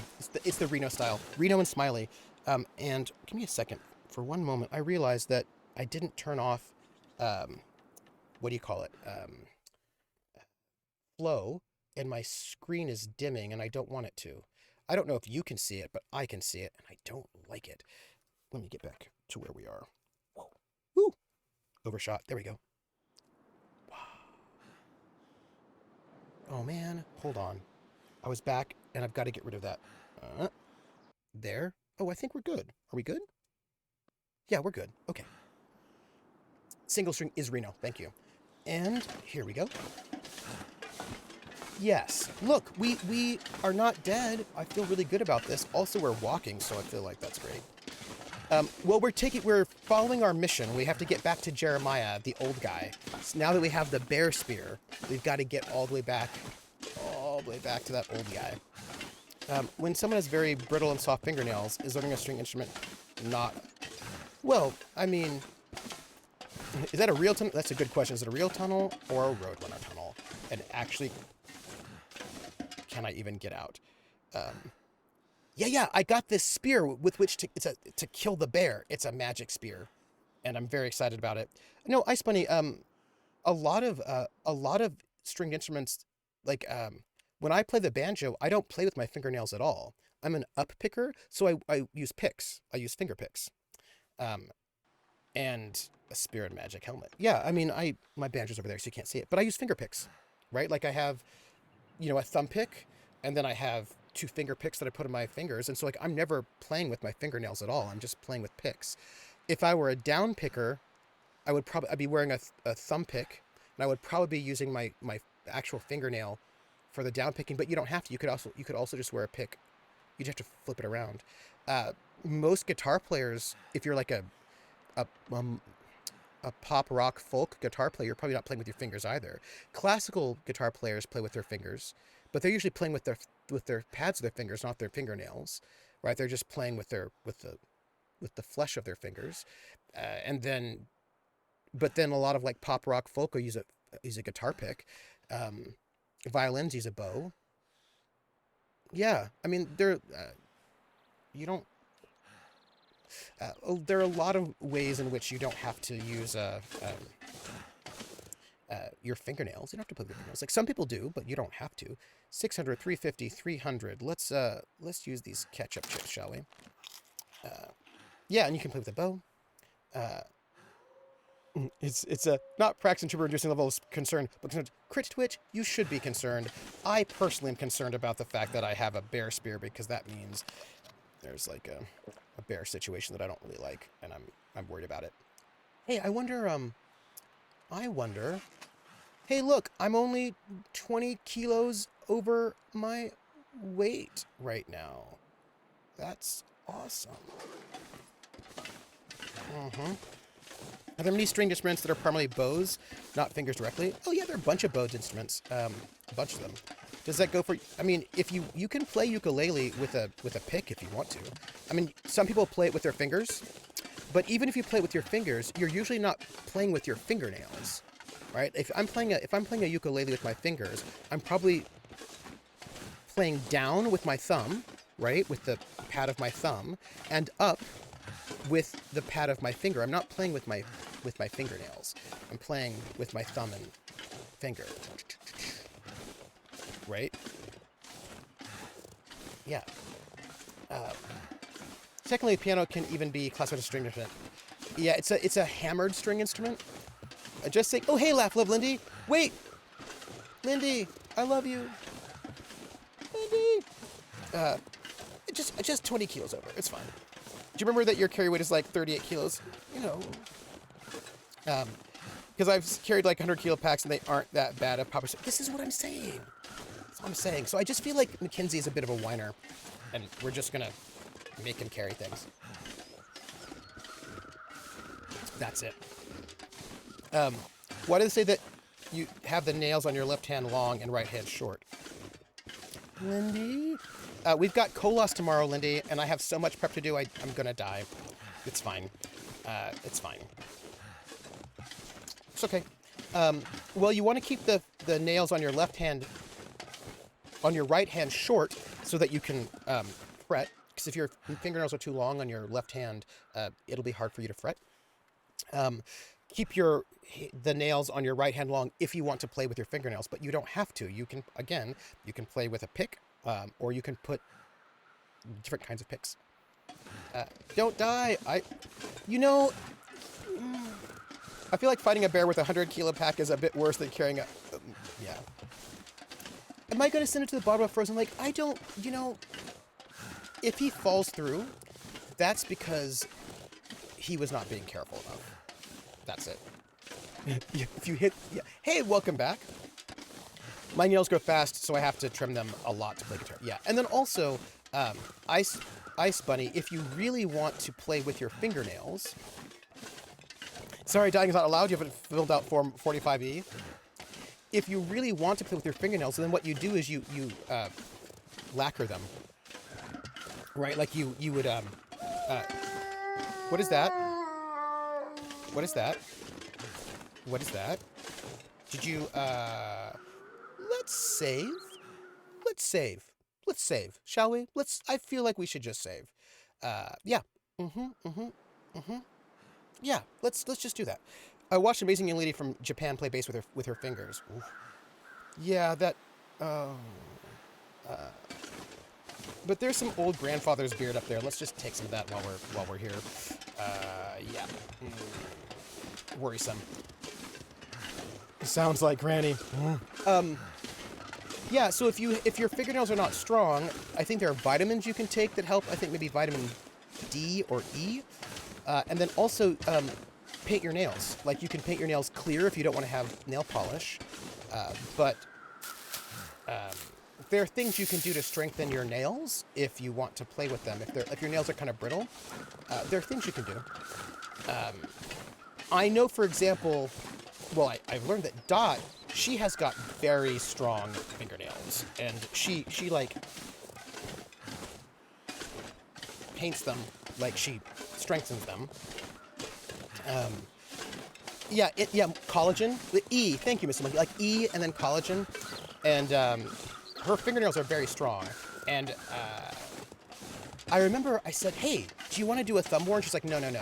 I don't want to do a thumb war, because the last time I did a thumb war with someone, I stripped the flesh from their thumb. And I was like, okay, because her fingernails are strong and sharp. They are like weapons. This is correct. My mom had split fingernail for decades, and her doctor recommended stuff that it finally got back to growth. Oh, yeah.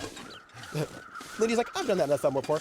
I'm just saying, I know a lot of people whose fingernails are deadly weapons, and I was like, all right.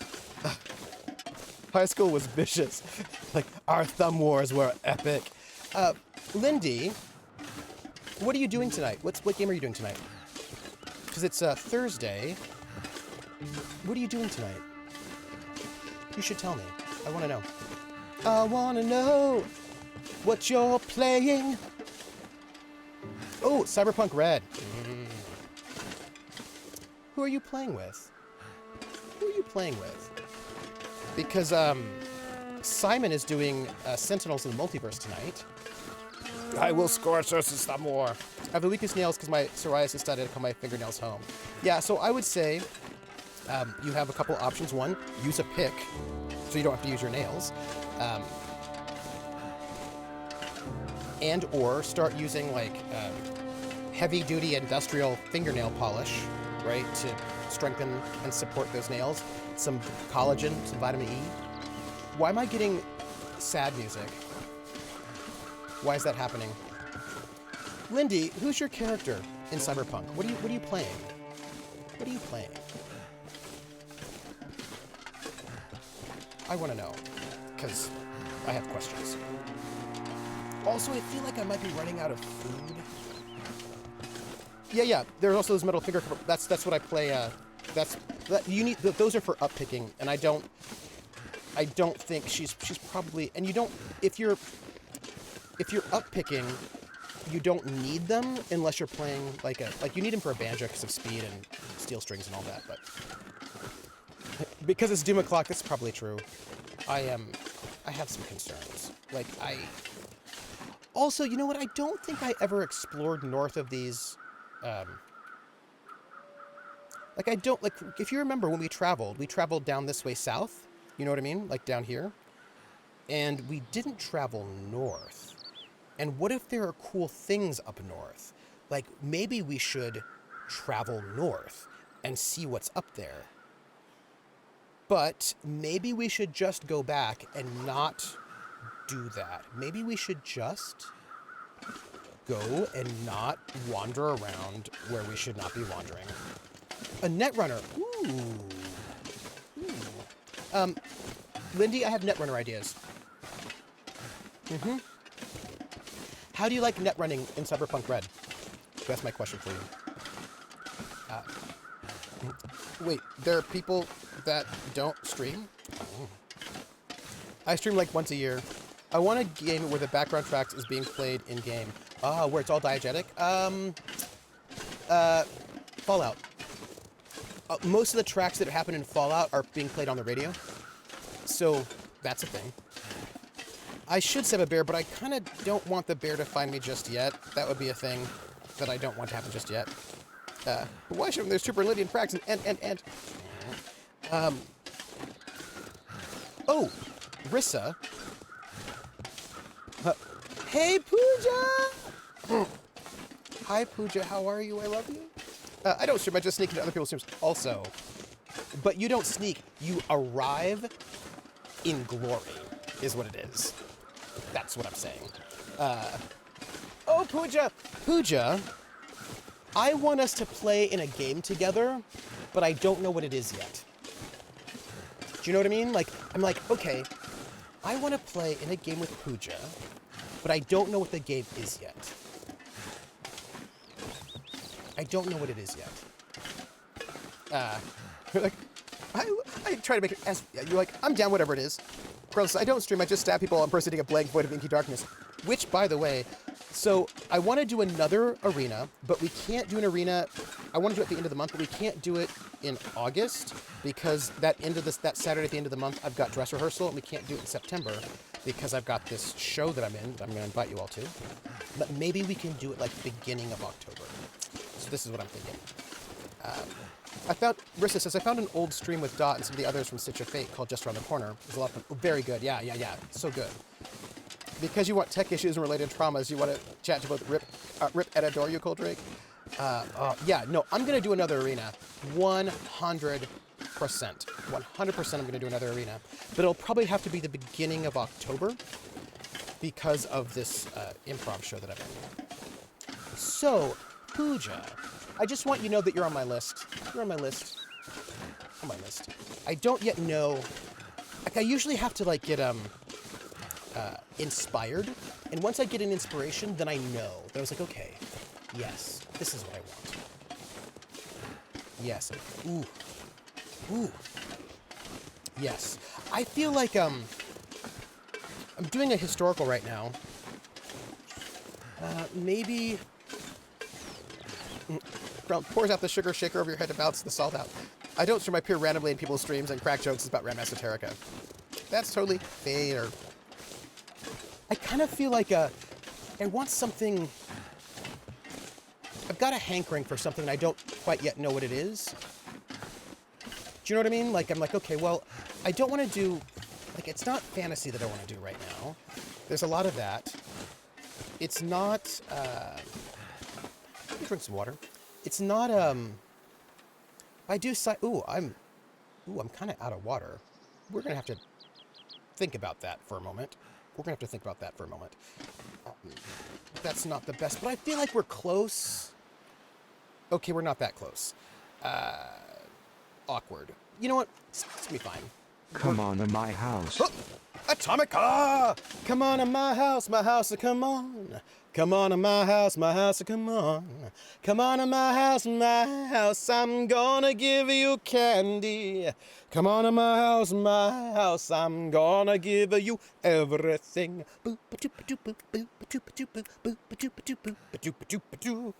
Atomica! Hey, Atomica, what were you doing? What were you streaming? How was it going? And also, I can't use my keyboard. Rissa or Jer, would you give a shout out to Atomica, please? Krellin, I'm here for this scripts question. Horror? Is that too done of the... Maybe a different kind of horror? You have tickets to see Hair live. Ooh. How does buying a skill from default work in 4E? Oh, yes. I know. Hello, Tall Lucy Fate. Welcome, Raiders. I was suffering through Celeste and plotting a podcast. Ooh, that sounds fun. So, the way it works is you figure out what skill level you have, and then you buy up from there. Is how that works, right? So, if you have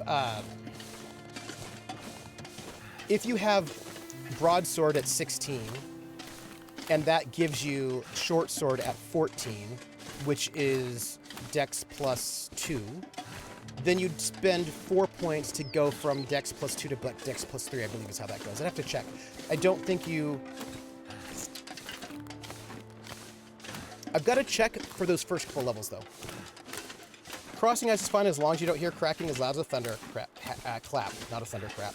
I feel like I didn't walk this way before, so I'm a little concerned about my lack of fluids, and also being tired, and this being a long walk.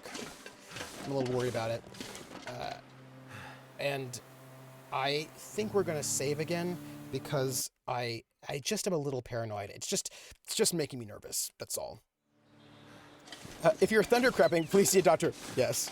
He's mostly safe because of it. Yes. Do you feel like they're trying to shame me about encumbrance, Coldrake? And this is what... Also, Tall Moosey Fate, I love that emote that you put out there. That's so good. I know. I'm worried about this. There is a shelter, but it's really far away. That one shelter we found was that one... So we're here, and the other shelter we found was way down here. Right? And here. We discovered that, but that is way, way far away. And I just feel like we should probably just see if we can push through and try to get as far as, see if we can get through this zone is what I'm hoping. And if it starts getting bad, we'll just have to, yeah. We'll just have to try to scrounge a place. That's a different thing altogether. Thundercraps are, well, we won't talk about that. I specifically want to buy staff from Spear, or vice versa, because I want my glider to swap between stabbing people and explain the +2 staff parry. Yeah, you're going to need a bunch of things for that to work well. Like, you'll want grip mastery, and you don't want grip mastery. But you can You can buy up. The one thing I've got to check is whether or not you need to buy full 4 point. If you do 4 points, or whether or not you can do 1. I feel like you have to do 4. I believe. Either that or it's supposed to take. Is there somewhere you can make a fire to make yourself some melt snow? I'd have to find a sheltered space, and I want to kind of keep moving forward until we can't. Oh, hey, look, there's a wolf. Yeah, there's a wolf. That's great. Let's, here's what we're going to do. We're going to eat some food right now. We're going to have this energy bar, so that we're in a little bit less of a bad space. We're going to, let's see if we have, some sort of, what is this? This is tea. That's great, but I don't think that's what we need. Let's go to this first aid and take, I don't want an emergency. Go energy drink. Let's do that. Let's drink a Go energy drink. So now when we get into a big ol' wolf situation, we won't be as in... Oh, hey, I feel like taking an energy drink makes me a little weird. Yeah. Yeah. That's, okay. Yeah. And that's why staff fighters also know brawling and or wrestling. There are some rules for perks that we use because it's martial arts, which is that you can take a combat perk for every 25 point, so there are combat perks that are in your style, and you can take those one for every 10 points in your style, and you can take any combat perk, one for every 25 points in combat skills, and we'll do that. Yeah, I feel like we should be concerned about the fact that I'm going to save that I'm turning blue because I think it's because I'm on an energy drink right now. So I wonder if I can just shoot and kill this wolf from here. Here, let me start creeping. I'm going to start creeping. And let's see what we can do here. Is it too far away? Hey, everybody. I just killed that wolf. I killed it. I'm going to save. I'm just going to save because something really good happened and I'm afraid. I'm afraid. Ooh, hey, look. More food. Dinner. Who doesn't need a little bit more encumbrance? I am gonna be smelling like death when I pick up all this stuff, but I don't care. Hey, look, there's a thing over there. Do you think we can maybe hang out there? Ooh. Look, folks, I'm torn. I'm really torn. Hides behind Krellin. Bunnies are next. Hey, bunnies are tasty. I'm just saying. I think the question I have is, what's wrong? Why are you complaining? Oh, I see what happened. What happened was my energy drink just ran out, and I apparently am not feeling well. So, apparently, having energy drinks,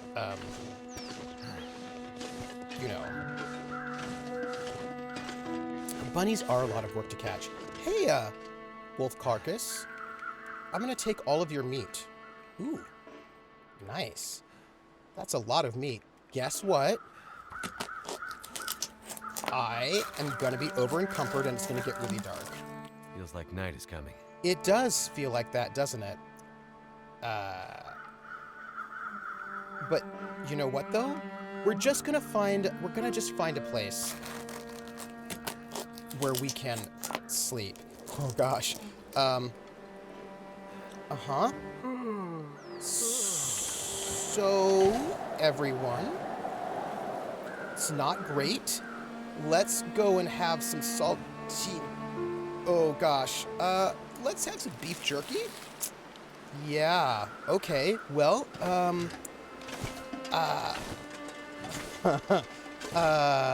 so, everyone, I am vaguely and only slightly over-encumbered, and, I don't think, and I'm sure I'm very smelly, and I'm tired.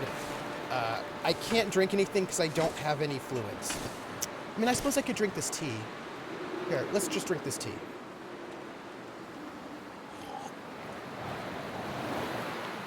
Tea! I did that. Yeah, I need to crawl inside a tauntaun. I just need to find a place. The sky is beautiful. Look at the moon. So what I need to do is find some kind of windbreak so that I can set up a fire. Also, I don't have a sleeping place, I don't think. Yeah, I believe that's one of the problems we have right now, is that I left my sleeping roll somewhere, and I don't have one.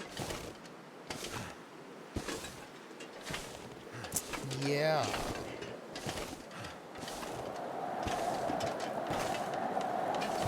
Yeah.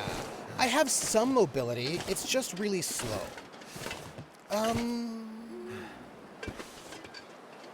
Okay. So, we're gonna save just one more time. Just we're saving because we're a little nervous. I'm gonna see if I can make a fire here. I don't think this is the best place for it, but we're gonna see if. Okay, well we can. Let's see what happens if we do this. Okay, let's just start a fire. It's too windy. We cannot start a fire here, so we need to start a fire somewhere else. Why don't we just see... Okay, we've got some heavy things, and, that's true. Oh!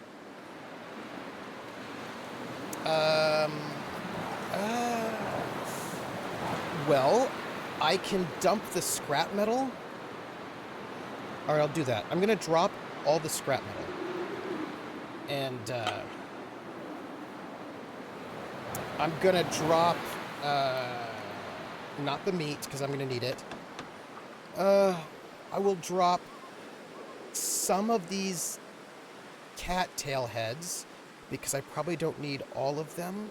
Let's drop 16 of them. Okay, I'm under 60. I'm moving faster. It's just that I'm tired. Yeah. I'm also going to eat these cattail stalks. I know, it's not great, but we were in a situation where we were running out of food. Well, I'm not going to get rid of the case from my wife, because I probably need it for something. I don't even know. Look, we eat these, and then we'll be totally good. Right? I mean, I just feel like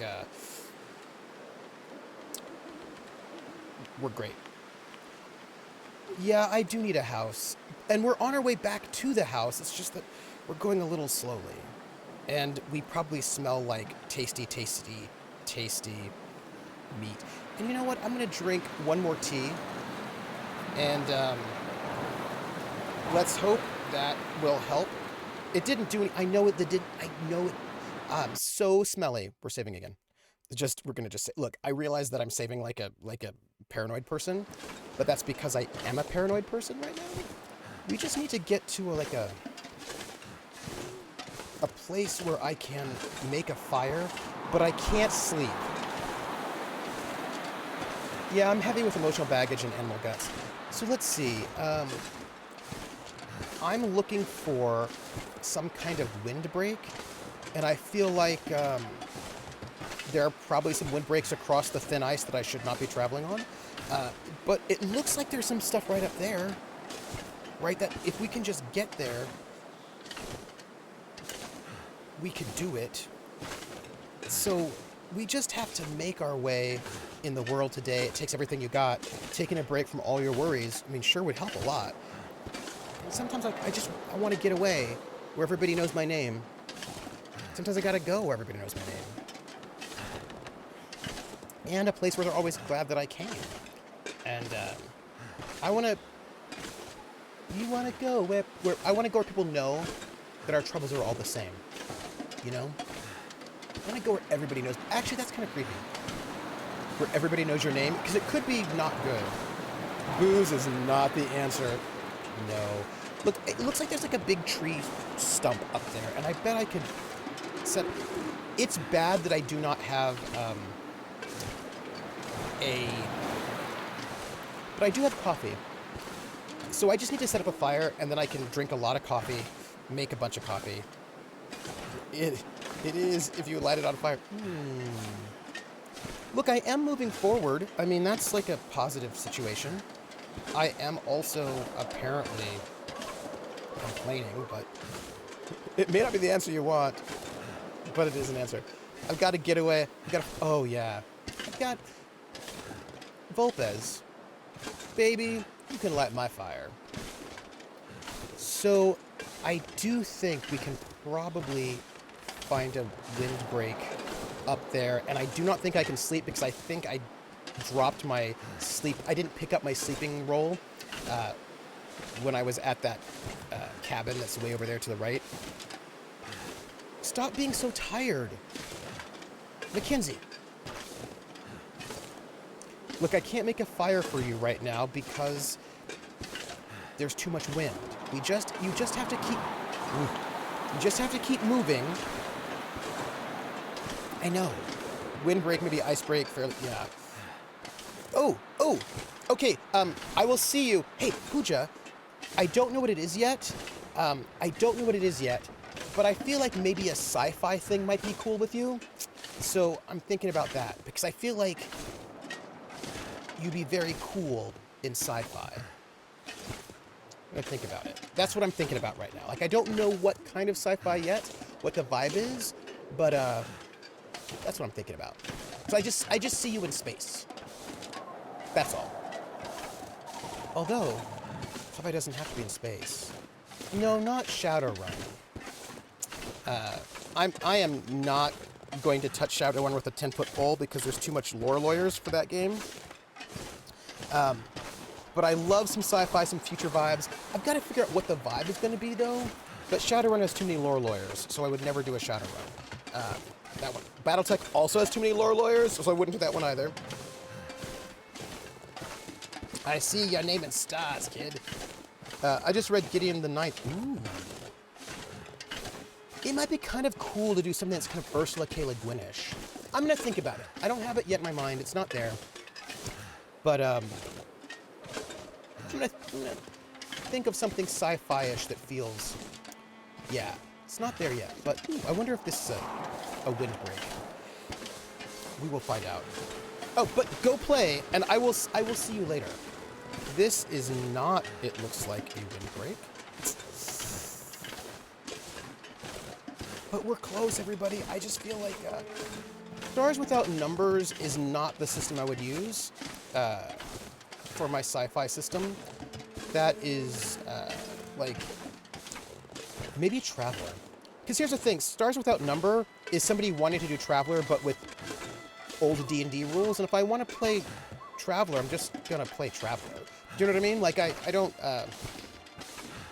yeah, those are sort of like a, for me, Stars Without Number is just irritating, conceptually, right? Because it's like, we want to go to the old school, but we're going to make it D&D, and it was like, we're going to do Traveler as if it were D&D from the old school. It was like, but Traveler still exists, and you could play Traveler. So if I wanted to run Traveler, I'd run Traveler. Traveler is a fun system. I know, Rissa, I'm worried about it. But look, this looks like some kind of shelter up there. Fate can be flexible, but I think, you know, that it certainly can. But I think if I were going to run sci-fi, I don't know if I'd run it... I just did Tachyon Squadron, which I really liked. But I think I'd want... maybe I would do another... It does, but you know what, Carlin? So does GURP Space. GURP Space also has an amazing sector creation system. So... Do you see what I'm saying, Carlin? Do you see what I'm saying? Also, Humble Bundle's doing a big deal on Fate, good till the 23rd. I've got to see if there's anything in there that I don't have, because I have a lot of Fate stuff. I have a lot of Fate stuff. I'm also worried about, ooh, hey, do you think I could maybe set up camp over there? Either one of these, it's getting really dark, everyone. I need to find a place where I can create a fire and then drink lots of coffee. There is, I believe Serenity is Cortex, if I remember correctly, which is the same system as Buffy. We're going to see if this place will let us make a fire. Fate, the game system everyone loves or loathes. Same thing with GURPS. I actually find this to be the case with generics in general. That there's because there was like a really big anti-generic push, which was part of the indie, the indie move. So I find that generics tend to be polarizing in general. People tend to have very strong feelings about generic games, both positive and negative.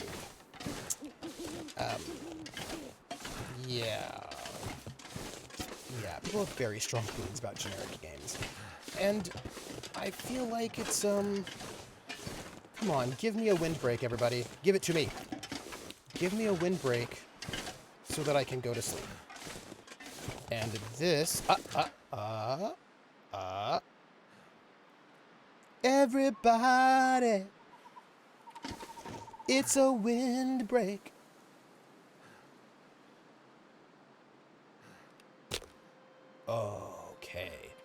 Okay, everybody. Yes. No, the game is dark because it's the nighttime and I don't have, let's add some reclaimed wood. Because reclaimed wood,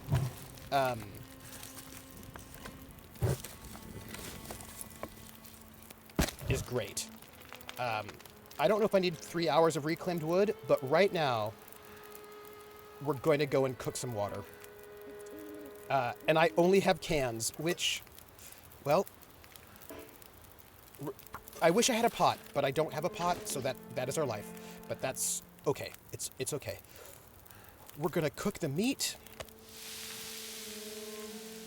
Again, this is not optimal, but we're going to do our very best to make our lives better. Oh, I need to cook coffee. People have strong opinions in general, something free will. So I was thinking about your Battletech and lore lawyers. I think there is a lot less of those, half because most of the folks know only the mechs, and the other side being a lot of folks that are older now and don't watch stream content. I could be wrong. Well, I was just thinking, Barantor, about watching Death from Above over on Hyper way back in the day, and there was a lot of discussion about this family versus that family, this house versus that house. There seemed to be some strong feelings about those things that I noticed, and so I was like, some strong feelings there, and I would be a little concerned about that. I'd be just a little concerned about it myself. Just put in title alt history. I will say this, which I think is sort of interesting. Identify the houses, not to say lore stuff. But they have very strong opinions about those houses. And have some concerns. But I was thinking, similar to Game of Thrones, oh, that's interesting. But they all have this history, they did this thing, and then there was that thing, and I was like, oh my goodness. Until boiled, is there a thing I can do for 15 minutes? probably... Let's see. How long will that take? 15 minutes? Sure. Let's do that. Davion, Steiner, Lau, Merrick, and Kurita are the only houses people care about. And if you set your stuff in the periphery, you don't have to worry about them. Oh, that's interesting. Ooh. What I imagine... Let me just drink this right now, by the way. Because... I'm... Hey, that's awesome. Let me cook... what is the herbal tea going to do for us? I don't know what herbal tea does for us. What does herbal tea do for you? It doesn't matter. We're going to make coffee because we are... Oh, I see. I need water. That's fine. We're doing a thing, everybody. We're doing a thing. Yeah, Hyper is trying to forget certain things from the old DFA days. Certain people. You can set things in BT without the house involvement too. The reason I like it is because you could have crime syndicates and stuff on one of a couple worlds. Oh yeah. See, I was just thinking about doing Traveler Interstellar Wars. Is what I was thinking about doing. Still kind of do a mech warrior game that doesn't involve getting in mechs. Yeah. See, I was thinking about doing Traveler Interstellar Wars because Interstellar Wars is set before all of the canon, so you don't have to deal with all the Traveler lore, which is nice. Because it cuts off all of the Traveler lore lawyers. So I was thinking about that. Speaking of BattleTech, I just got my confirm your shipping from backers. Ooh.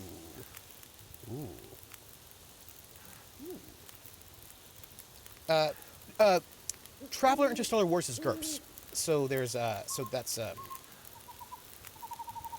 GURPS. It's a GURPS product. It's because there's Classic Traveler, there's GURPS Traveler, and there's Mongoose Traveler. I think there's like basically 3 main different versions of Traveler. And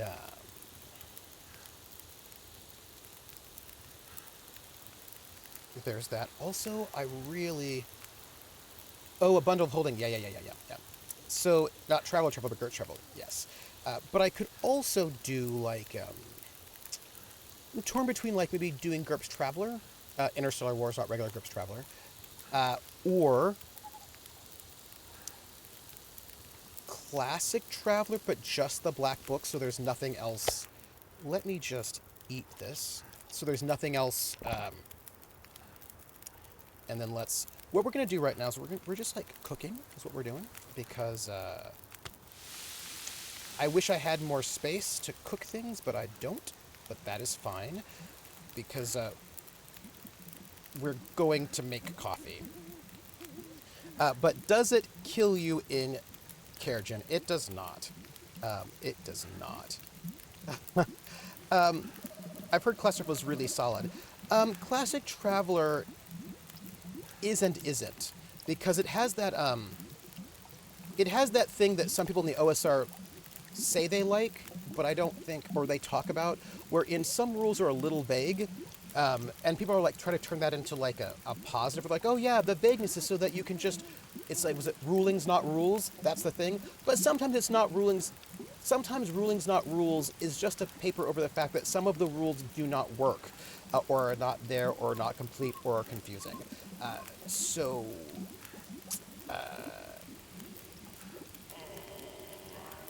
Let me take it, and then let me cook coffee. I'm gonna cook some coffee. Yes. Long ago, I helped a friend with Original Traveler. He had me doing the math so the solar systems had the proper distances and masses, yeah. Mongoose actually made the gaming group I'm part of, one of their official gaming groups. Ooh, that's cool. Mongoose Traveler, you cannot die in character creation. The more I've talked with OSR, it's not so much rulings, not rules, as homebrew your own. Yeah. You're handling most of your stuff for Orange? Oh, that's so cool, Missile Monkey. That is awesome. Yeah, so there's a whole like, oh, it's rulings, not rules. It's like,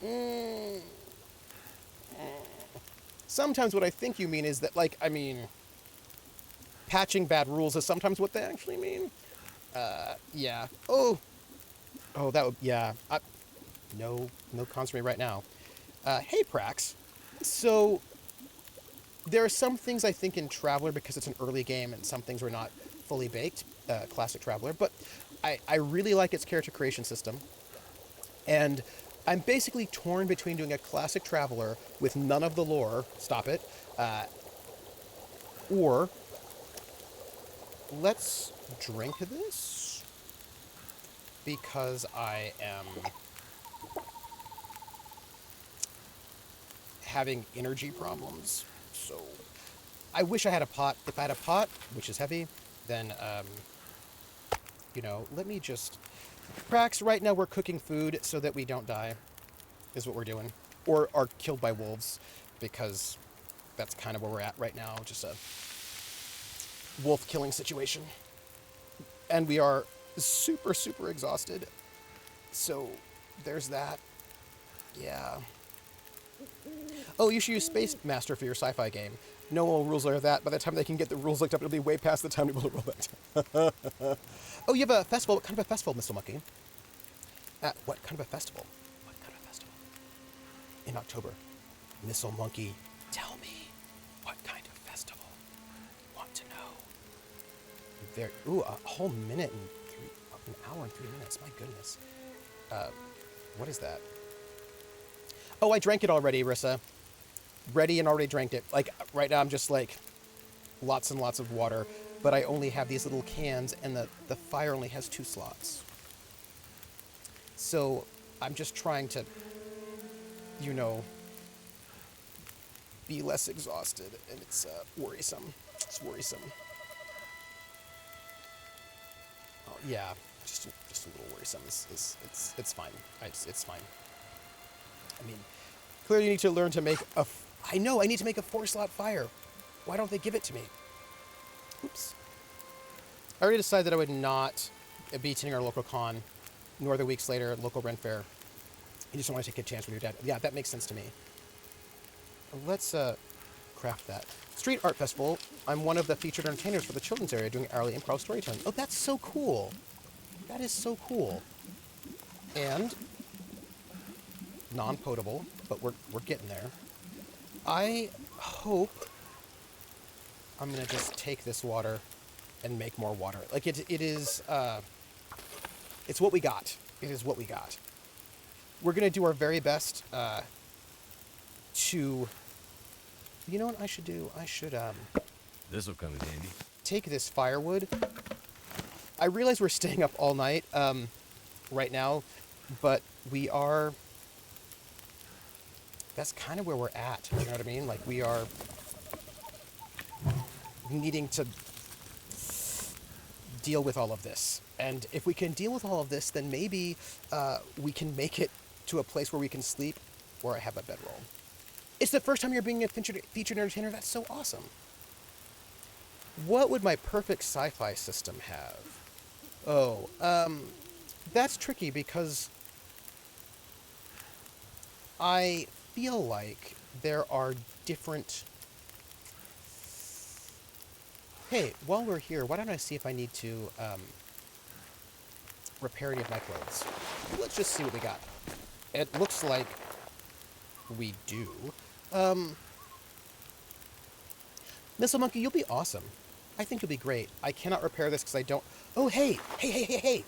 Guess what? Guess what I can do? Probably can't do it, but you know what I can do right now? I can drop those guts and that hide, and maybe it will...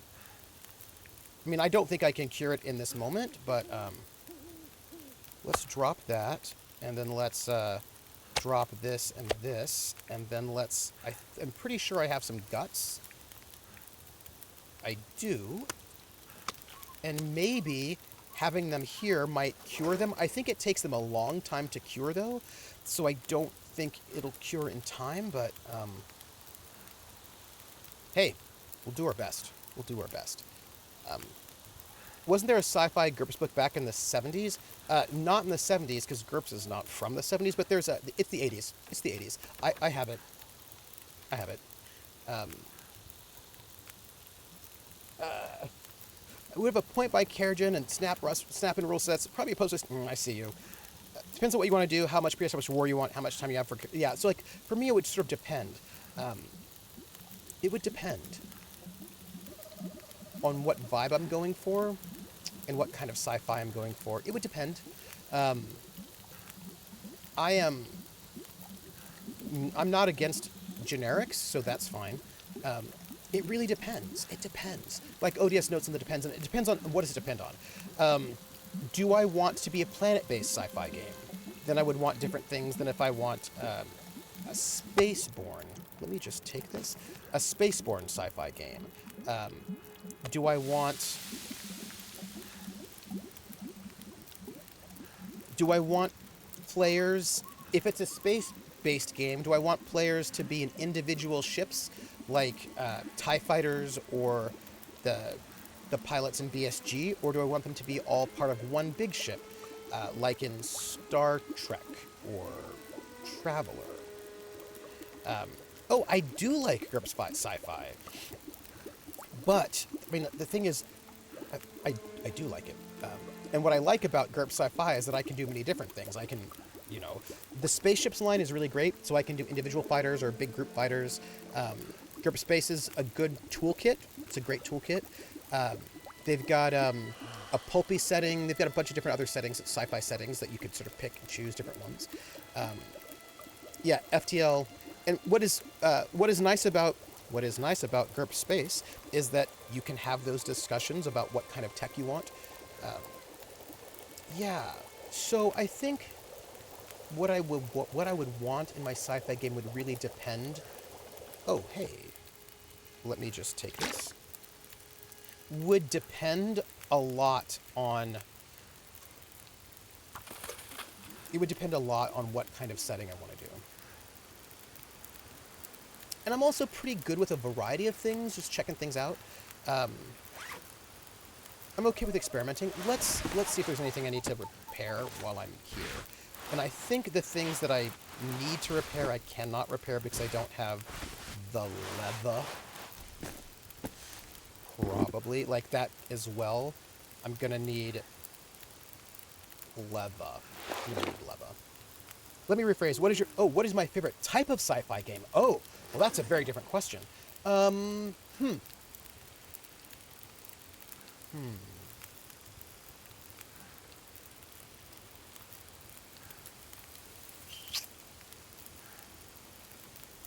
That's a hard question. I don't think I have a favorite. I think I like, am I frostbitten? I think that's weird. I think that's weird clown paint. I worry about it. I like a variety of different sci-fi. Like I'm happy with big pulp, Buck Rogers or Flash Gordon sort of sci-fi, sort of planet-based adventure. I'm happy with a Star Trekky, we're a team on a ship sort of a thing. I'm happy with individual space fighters kind of a thing. I'm happy with cyberpunk. I'm happy with transhuman space. I'm happy with giant mechs. I'm happy with military sci-fi. I'm happy with like anthropological based exploration sci. I'm happy with a lot of different stuff, really. I'm pretty good. Like I'm not, look, I mean, I think one of the things is that I'm not Planetary leads itself to ground combat, space marine mega ship battles or fighter star battles, or also no combat at all. But so here's an example. I will say that I personally am not. Practice Mechton was nice because it could be feet on the ground and then switch into space combat, back to ship. Yeah. Post-apocalyptic RPG, which could also be sci-fi. Apparently, some people put superheroes in the sci-fi category as well. Time travel is also sci-fi. Could do that. I was thinking about.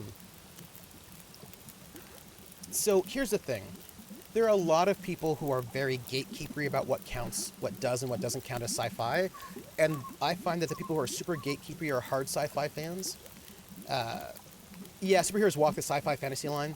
And, like, there are a bunch of people who are basically hard sci-fi fans and want only hard sci-fi to count as sci-fi, and if it's not hard sci-fi, they're not going to count it, and they'll be like, that's not really sci-fi, and I'm like, well, but the foundations of the genre included pulp sci-fi, so I'm not going to exclude that. I'm pretty open. I think of sci-fi as a really big umbrella category that has a bunch of subcategories in it. You know, steampunk, hard sci-fi, soft sci-fi, sci-fantasy, you know, whatever, like pulp sci-fi, time travel, like all that stuff. I tend to be very open in that way. Like I'm not going to try to make sci-fi just super, super narrow. So I'm pretty open to a lot of different things, and I'm pretty cool with a lot of different things. Sci-fi turned the cat that walked through walls into a game. Ooh, Discord. Hey, Grinning Moon. Yeah, like Le Guin and Delaney. Absolutely. I like a wide variety of stuff. And I would also say, so here's a thing. Battlestar Galactica, the new one, the reboot. Sci-fi as a genre is extremely broad, like absolutely, and then some sci-fi can become post-apocalyptic. You know, like it's very broad, and I'm not a gatekeeper about it. Like I'm fine with a lot of different things. Hey, I'm doing really, really well, the Grinning Moon. We are playing The Long Dark, but right now we have no way to go to sleep, and we have no water. So we're just cooking food at the moment so that wolves don't eat us, because they will. So we're just like taking a little bit of a moment to cook some food, have a great time, and really just chat about genre is what it is. Battletech is post-apocalyptic, absolutely. You know what's really interesting? Speaking of post-apocalyptic, I was reading something about Dungeons and Dragons as a post-apocalyptic setting. That people don't think about it as a post-apocalyptic setting, but that it is, because Snow Soup is my favorite. To me, says ODS, just sci-fi tries to justify how the universe works, whether it uses hard or soft rules. Fantasy is a bit more okay with things being as they are. Right, see, thank you. Scabbynack says, right, so this is the part of the point about the post-apocalyptic, is that many of the ways in which people sort of think about D&D, especially like points of light, is that there was clearly some previous civilization that made these big, huge dungeons with all this like stuff, but the kind of world you live in right now doesn't tend to have that. And so some people think of D&D as a kind of like a post-apocalyptic setting, which I thought was interesting. I could have Stone Suit. The frame of D&D has always been post-apocalyptic. It was a fantasy dark age, and every major setting has a falling empire. Yeah, right? So, like, and I think that's like I find that super interesting, since I think people don't tend to talk about it that way. Post-fall of Rome fantasy, yeah. And I find that very interesting. I think that's interesting. Also, I clearly need to have more coffee. It's just a thing that needs to happen. There was a thing I wanted to say. Oh, yeah. So, Battlestar Galactica, right, comes out. Everybody loves it. Well, not everybody, but there's a bunch of love for Battlestar Galactica. I enjoyed it very, very much. I think people liked it because it was kind of very gritty, kind of military sci-fi, et cetera, et cetera. But I remember when Caprica came out, and I actually have a D&D paladin who was Roman-based. Oh, cool. But when Caprica came out, a bunch of people did not like it. A lot of people who really liked Battlestar Galactica did not like Caprica because they said, this is not really sci-fi, because where are the space battles? And I was like, yeah, you don't...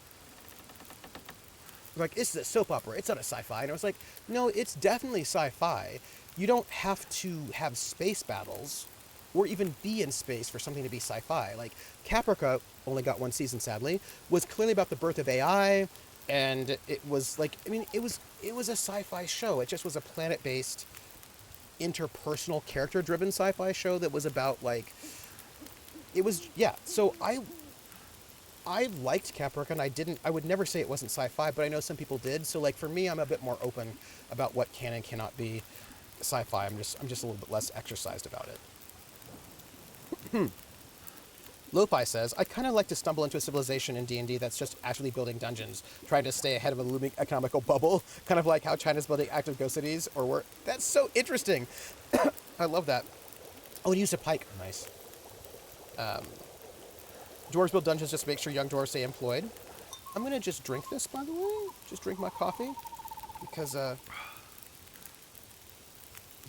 we got a bit of a problem there. Let's just make more water. Not all sci-fi is space-based. Yeah, right. There's also a board game about that called Dungeon Lords. Oh, cool. And not all things in space is sci-fi. I suppose you could do a historical in space, right? Like, if you were not doing any kind of that kind of fiction, right?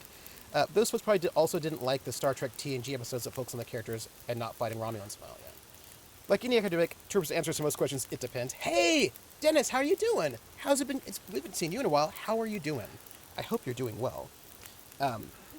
Yeah, so I could feel like there's a lot of, like you could do like something like astronaut movies. Is pulp really sci-fi? I would say yes. I say yes, and the reason why is because that is the foundation of the genre, right? Like if you past Frankenstein, the two big camps were Verne versus Wells, and hard sci-fi people like to say that Verne doesn't count as not really sci-fi, only Wells counts, but Verne and Wells were both the roots of the modern sci-fi as we know it, and if we take out pulp and space fantasy, sci-fantasy from sci-fi, then basically huge chunks of what makes the genre don't get to count as sci-fi. Flash Gordon doesn't get to be sci-fi. Buck Rogers doesn't be like the entire 30s, right? And I feel very uncomfortable having a definition of sci-fi, which I think was an umbrella term, that excludes some of the foundational authors and foundational texts that at the time everybody thought of as sci-fi. And I feel uncomfortable with that. Right? Like, I just feel uncomfortable with that. That would be where I'm at. Tired and working a lot. Did you hear about the troops? No, actually, I didn't hear about that. Oh, no. I feel like there's a significant Venn diagram, cross-section of people who gatekeep specific genres of EDM and specific genres of sci-fi. Perhaps. Let me take this. Take my wolf meat. And I think I only have one more wolf pelt, so that's really good. How's my fire doing? That looks good. I really dig the sci-fi world building you can do in Call of Cthulhu with exploring interesting shore. Oh, yeah, that's a good one, too. Because Call of Cthulhu is also a little sci-fi, And where does horror fit? There's definitely both fantasy and sci-fi where they dip into the horror. Oh, yeah. Some folks don't count Star Wars as sci-fi, but call it space fantasy. And they want space fantasy not to be sci-fi. Whereas for me, science fantasy is a subgenre of sci-fi just as hard science fiction is, right? Like, for me, those things are all under science fiction. Okay, there's still Spelljammer, things like Treasure Planet. That's space, but not sci-fi. But then I worry, because I worry about people like, yeah, Flash Gordon isn't really sci-fi, because that's just really fantasy. And the minute you start excluding, core text, then I feel like the definition's not going to work out very well. And I think one of the other problems for me about the kind of hard sci-fi gatekeeping is that it tends to be people, the people I have met who are really big, they're into Asimov, etc. What they want to say is we're really smart intellectual, not like sci-fi people. It's very much like identifying against a group of people. And they want to be like, no, we're smart. We're not nerdy like those people. Like, we're actually intellectual. It feels to me like a way to put down other people. And I don't like that. Especially since it also excludes very core texts, and that also makes me feel very uncomfortable. So, yeah, I just feel not great about... And I just also note, but it's because I'm trying to legitimize fantasy more. Because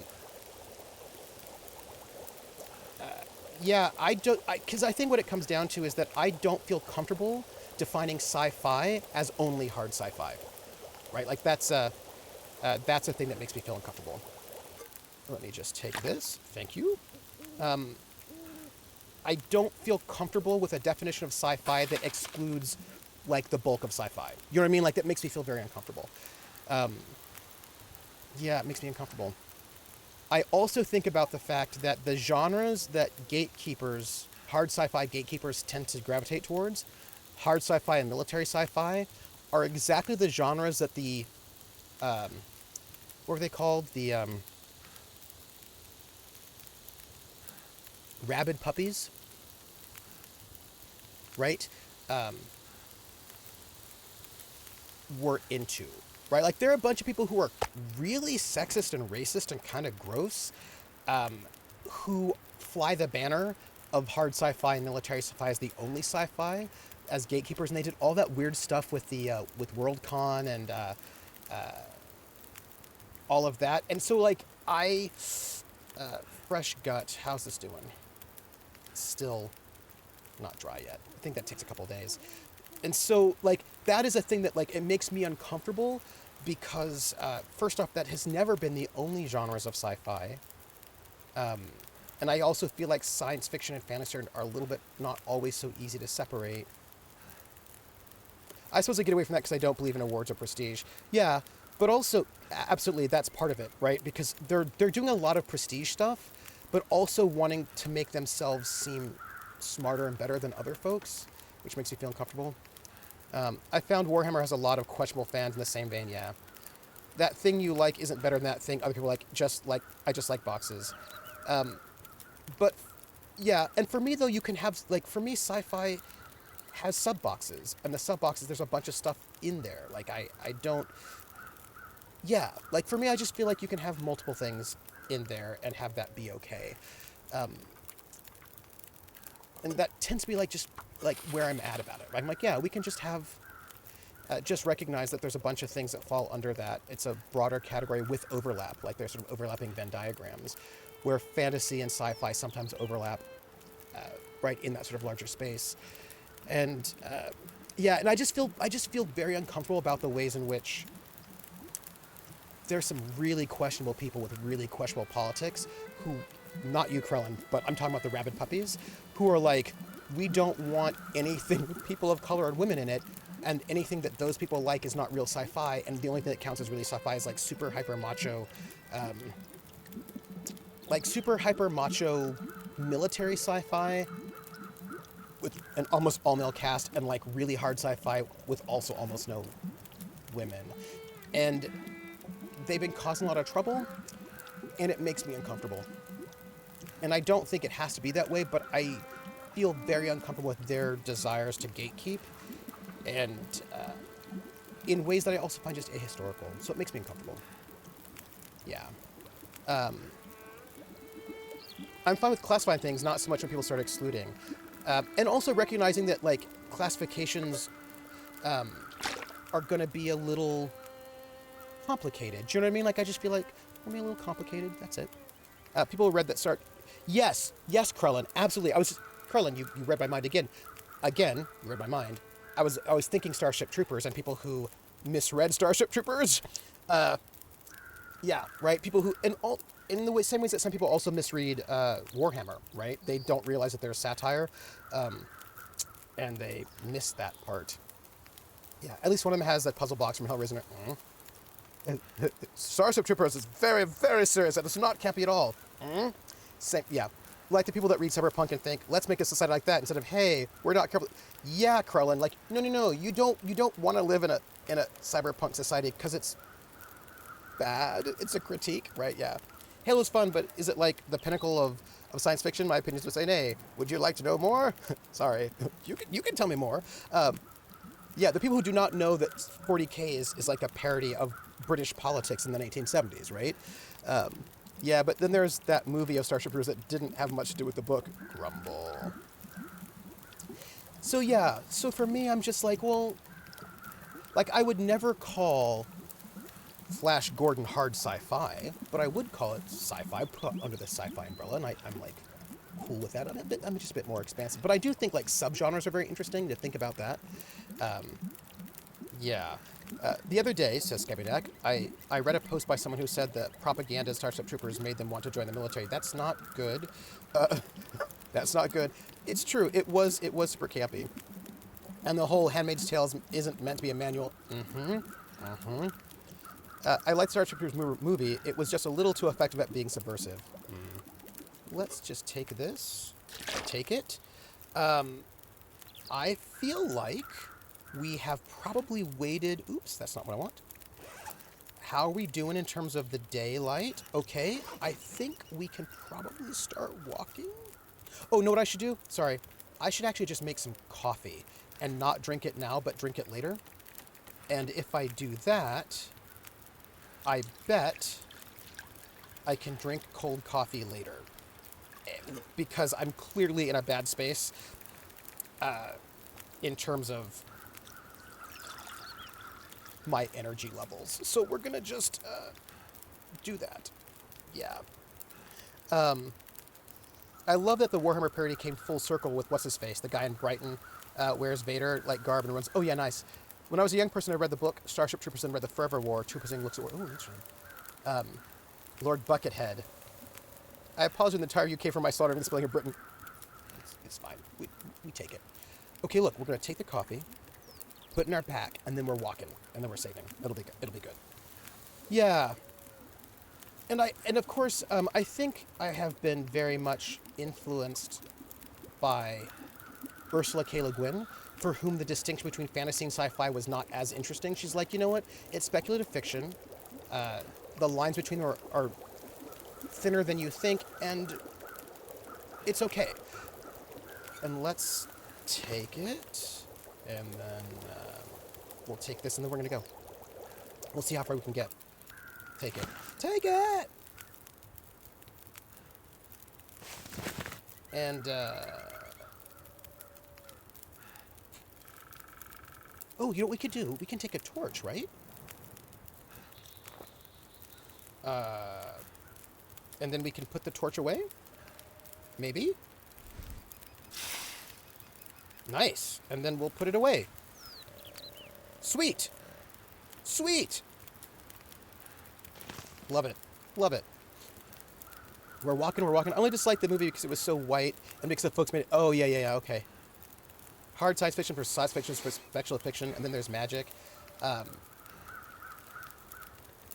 of course, it's like, well, having psychic powers is sci-fi, but having magic isn't, because psychic powers could be plausible, but magic can't be. And I'm like, you know what?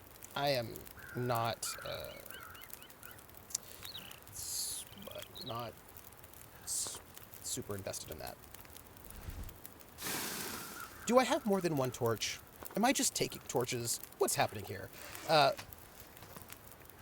What is this? This is a torch.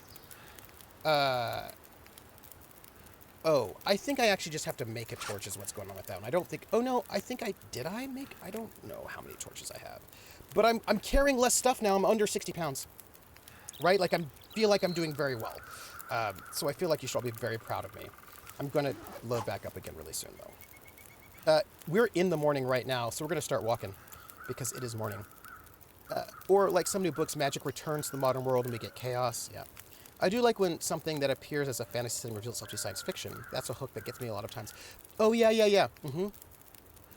A version of the Starship Troopers film where Rika was visibly brown and all the MI were brown-black, while the Navy was all white would have been a very interesting commentary. Ooh, that would be interesting.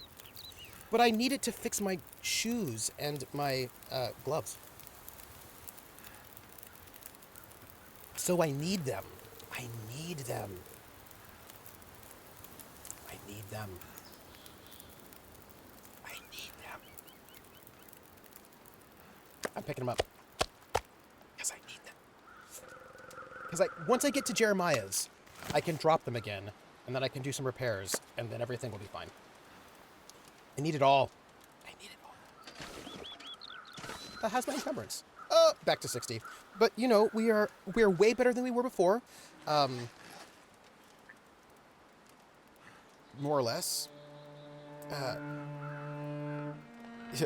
Lurk.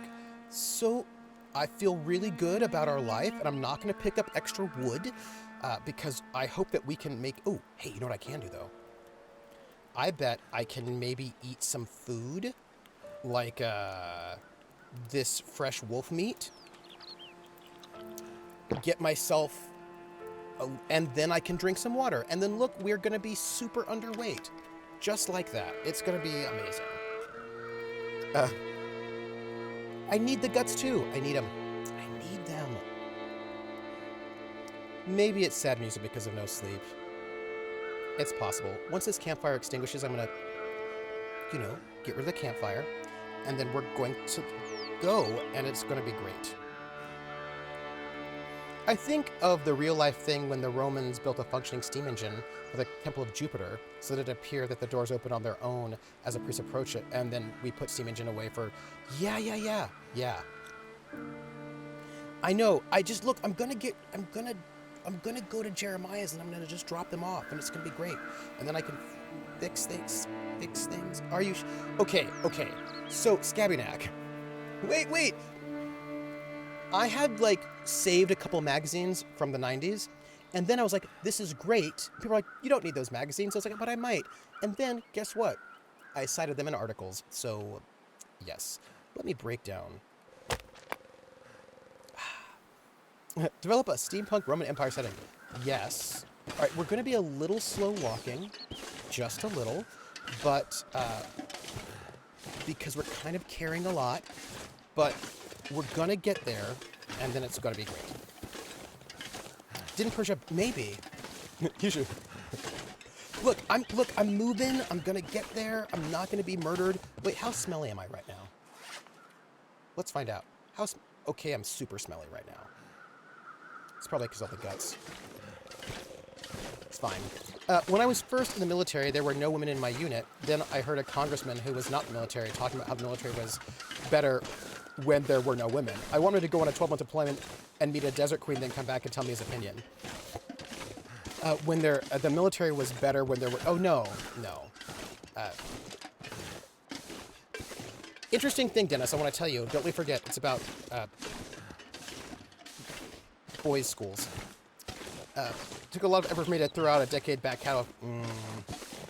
We found something we think they used for electroplating. Oh. What's in here? This'll keep the lamp burning. Sweet. Oh, look, I'm picking up some things. But I won't pick up everything. Like I won't pick up this coal or those pieces of scrap metal. I have a pile of old newspapers in a folder. One was front page splash the lunar landing, the Apollo 11. Only recently did I notice below the fold a story about Ted Kennedy. Oh, Chappaquiddick. I still have my almost complete run of 3E Aero Drag. Oh, see, this is there are things you can do with that. It's 2021, even electroplating feels like magic to me. What is it? The advanced technology is indistinguishable from magic? I wonder if I should be on this side of the... Well, we're gonna see what we can do. I hope I don't fall into the ice. We're gonna see how this goes. That's what we're gonna do. There was something I wanted to share.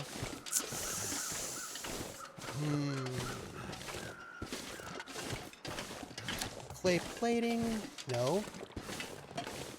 Hoarding, magazines. Ursula K. Le Guin. Sci Fantasy. Oh, hey, look, a backpack. I bet I can find things to carry in that backpack. That sounds great. Yeah, and I think there was oh, neat. What is this? A baseball cap. Cool. I think I can use this.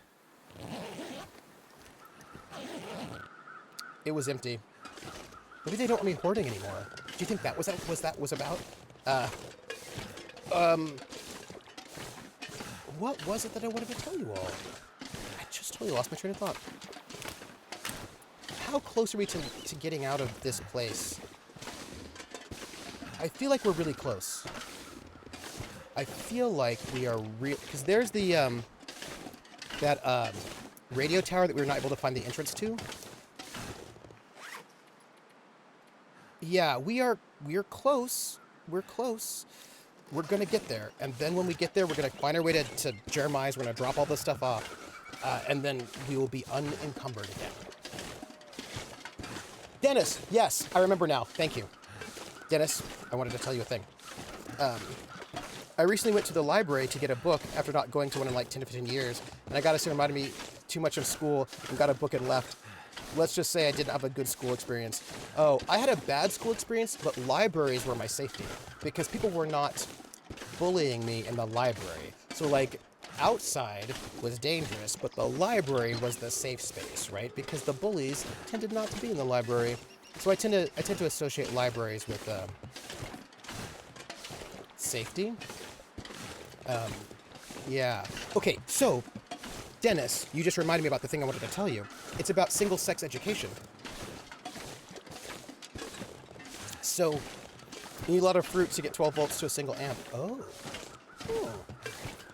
So they have done studies that girls do better in a single-sex environment, like girls do better in girls' schools, but boys do worse in boys' schools. And it has something to do with...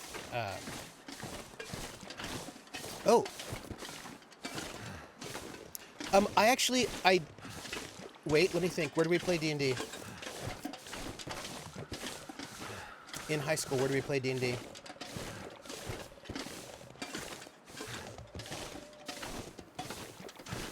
It depends on what time.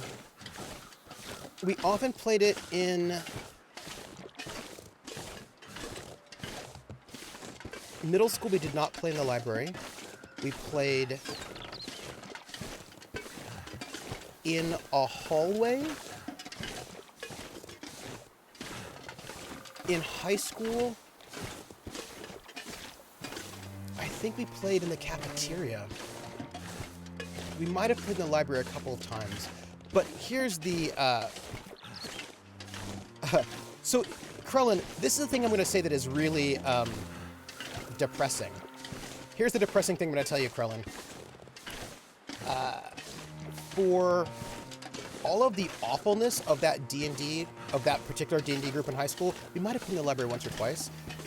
They actually, I did not think of them as bullies, right? And I want you to think about how messed up that is, that for all that awful stuff that was happening to my characters and all that terrible stuff that was happening, I didn't think of them as bullies because they were my friends, and they were not attacking me out of game.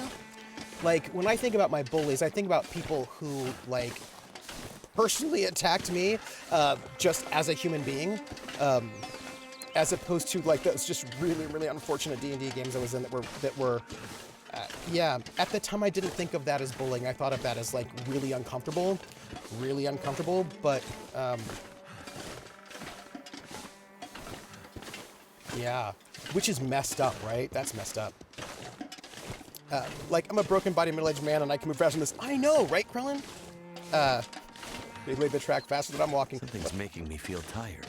Really? What do you think's making you feel tired? What do you think that could be? I'm wondering. Good man, and I'm gonna drink coffee soon. Oh yeah, I should probably drink coffee soon. Yeah, Skyback, they're still including me. Which they did. I was gate kept out of RPGs in high school because I wasn't seen as intellectual enough. Oh, that's interesting. I'm still bitter, but at the same time, I'm really glad I enjoy their... Well, Lo-Fi Prince, you were probably better off that you didn't. Because, yeah. Let's just have this coffee. Let's do that. Yeah, let's just have that coffee. It's a bit of a waste in certain ways, but it'll keep me up a little bit, right? Stockholm Syndrome. Oh, I will see you for Colas, Rissa. Was I physically bullied? Only a little bit, not often. I only had to deal with, because I was actually very fast, so I was able to avoid a lot of physical bullying. I'd say like only like a handful of times, but it was just mostly daily psychological torture is what it was. I know, I need a handcart.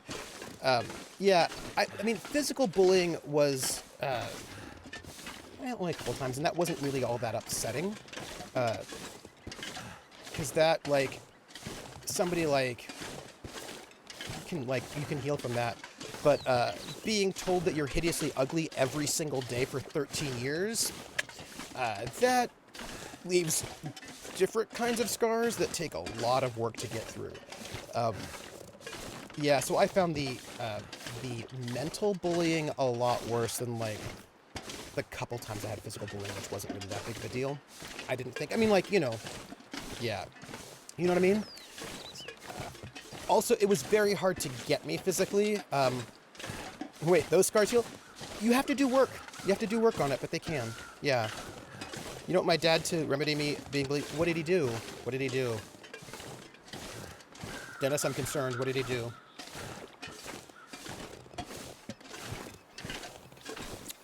I'm concerned where that story's going, Dennis, but I want to know. Also, gonna maybe eat some food.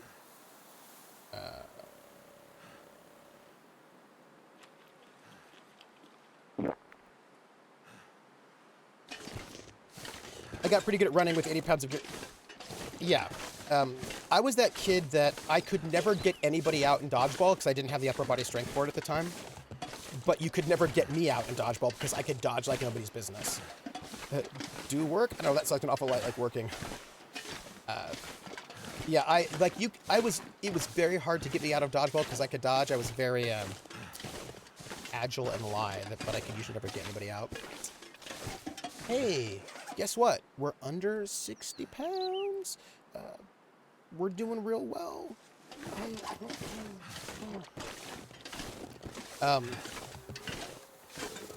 I hope that your dad taught you how to box rather than beat you, because that would be terrible. Unfortunately, I got tall and clumsy, so it didn't work out for me until well into the end of... Yeah. What I was told how to deal with my bullies was to pretend like everything was fine. That's what I was told. There was like, bullies only bully you to get a rise out of you. So what you have to do is pretend like it doesn't bother you. And so I got really good at pretending like I wasn't bothered. And so people would just be super abusive emotionally, and I'd pretend like I wasn't bothered. And I did that for 13 years. Also not a healthy mechanism either, right? So, because like, I had to do a lot of work to undo all of that. Yeah, see, that's the thing, Krellin. It doesn't work. That's not good advice, because they just still do it. Like, I mean, maybe it would have been worse if they got a rise out of me, but it wasn't good advice, because they still kept doing it, and I just learned to, like, yeah. I got told to punch them back. That worked 0 times and got my butt kicked a lot. Yeah. And, like, I remember I got into a fight one time because I was being bullied. I was attacked, and I fought back, and I got in trouble for it. In the summertime, we went to Camp Pendleton, and he had a drill instructor train me. I know it sounds crazy, but he held some serious weight in the Marine Corps. I don't know how, but he did. I was thinking about, fighting worked for me, but that messes you up in its own way. Yeah. But also, I know that there are, like, kids who get bullied who fight back and then they get in trouble, right? And so, that can be tricky, too. Hey, the coffee's working, by the way. I mean, I realize he's so slow. I'm not going to pick up those stalks, even though I probably need the food. Wild engineer! Wild! Hey, we're talking about being bullied in school, and how we dealt with that, and what kind of mechanisms. I think what I would say is, you got suspended. Yeah. For me, I kind of feel like there isn't really a way for a kid who's being bullied to fix that problem, right? A privileged bully is... Oh my gosh, yes, absolutely, lo-fi. Yeah, I think one of the things I think about is that people always want to say something like, by the way, it looks like if you carry really heavy packs, you get hungrier faster. So I think people are like, oh, if you're being bullied, pretend like it doesn't bother you. If you're being bullied, punch in the face. If you're being, like, I think they give kids this advice that if they follow the advice, then they won't be bullied. And I don't actually think that... I don't think there's anything the kid can do to stop being bullied, right? I don't think the kid is the problem, right? The problem with bullying is 100% on adults. Absolutely, Scabbynack. That's how I feel, too. I was probably too big to be physically bullied. Like, I was fat, but also just big. Broad, not short, so physical bullying wasn't really what I got. Yeah. I told teachers they never did anything but give bad advice. It was always you're making them believe. Yeah, see, and I think... Yeah, I agree with you. I think that adults have to stop the bullying. And I think that it's a problem for a very long time that many adults felt like bullying was just a thing you have to go through to get tough or you have to work it out on your own. But I don't actually think that psychological or physical torture is a thing that like a 12-year-old should be working out on their own. Like I feel like adults should step in there and do something. Especially since I think a lot of kids who are bullied we're gonna have more coffee. I'm running out of coffee, but here we go. Coffee. Yeah, like hazing is bad no matter the setting, and hazing, you only stop hazing when the leadership stops it. Do you know what I mean? Like this is a thing that the leadership has to take care of that. In this case, we're talking about adults. Yeah, it's not something, yeah, exactly. It's not something you should, it's not good-natured, right? It is harmful, it is damaging, and it's a thing that can last, that damage can last, those scars can last a very long time.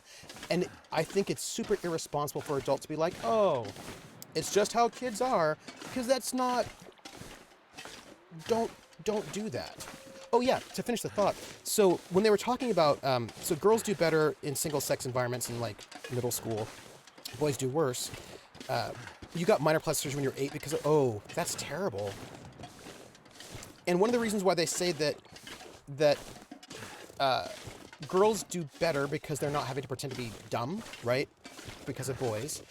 And also, like, when you have boys and girls in a classroom, boys get more talking time and more attention, et cetera, et cetera. So when you take the boys out, the girls get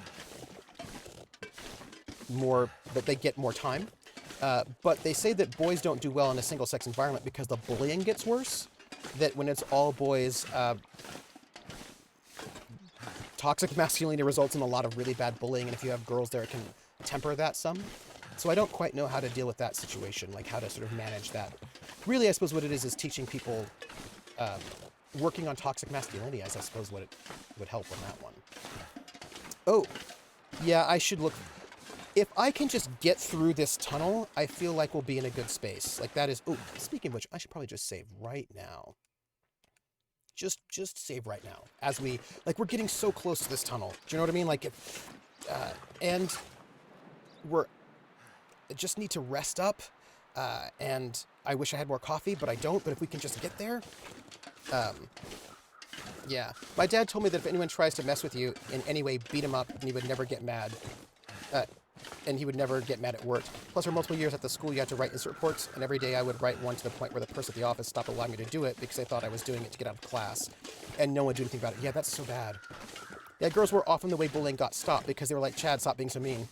Yeah. Only 2 more days of marching gets to the tunnel. But girls also sometimes are bullies, but they bully different. Yeah, and the thing is, girls can be really brutal. They can be like super brutal as well. So it's not like they're angels. They can be mean girls. Absolutely. Yeah, and I think one of the things I think about bullying, I think about this a lot, right? I was thinking about, okay, so I was bullied. I knew other people who were bullied, but who was bullied and why were they bullied? And I feel like neurodivergent kids often get bullied, even if people don't realize they're neurodivergent at the time. Kids who are in some ways different. Yeah. They're generally better with words, and that can stick with you. So I think about the ways in which we're so close, everybody. Different, right? Like, and when I say different, I mean that in a whole bunch of different ways, right? Like maybe it's because you're poor, and the people in the school generally are not poor. I got some of that. Or you're of a different ethnicity, nationality, size, but in some way you're out of the norm, and then you get bullied for that. Oh, thank you, Coldrake. I still remember the time some girl I barely knew was, I guess, at a summer party and got bullied into calling me because I guess maybe she liked me. It was really awkward, uncomfortable conversation and really damaged at least my social ability. I don't know about hers. I imagine also damaged hers as well. I imagine that was, yeah. Just come on, let me get to the tunnel. Let me get to the tunnel.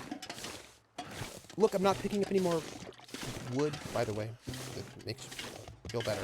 Also, I wish I had more coffee. I really should have made more coffee. That probably would have been a really good idea, but we can get there. We can get there. I just gotta, like... I've always felt that one of the things that really accelerate bullying is that we are, as a species, supposed to be in larger tribes. I'm sure bullying always existed, but no one is going to pick on you if your 30 Ken promised to rid their existence. Well, this is interesting. I think it might be... Here's a thing to ponder. So, evolutionary psychologists who are... what's the word? Crap. There's a bunch of evolutionary psychologists that are just crap, and they just make up stuff because they don't know what they're talking about, right? And I was listening to this one guy, evolutionary psychologist on the radio, and he was talking about how men just rape women because that's how we are because of cavemen days. That, like, in the caveman days, men would just rape women all the time, and so there's really nothing that men can do about it. That's just how they are, and so we just kind of have to accept that men rape women because that's just how men are. And also, apparently, men cheat on their wives because of caveman days, and also men sleep with their secretaries because of caveman days. And I was like, okay, first off, what? No evidence for any of this. What is wrong with you? Like it was completely ridiculous, and just a lot of justification of really ridiculous things based on like how it was in the caveman days with no evidence, like at all. And yeah, it was just ridiculous. Yeah, and there were these two women. They have a very weird idea of what kept. Yeah, they clearly don't know anything about Paleolithic people, and so there were these two women. One was an anthropologist, and one was a psychologist, and they were kind of sick and tired of all of this. And so what they did was the anthropologist, she specialized in hunter-gatherer societies in the current day. So like she worked with like groups deep in the Amazon jungle, and also in like the Kalahari. Oh, yes, Prax, thank you, right? And these two women were like, look, we went to a place that is a hunter-gatherer society in this current day, and I just got to get to this tunnel, and then I'll go. And they said, and you know what is not happening a lot in this hunter-gatherer society that rape?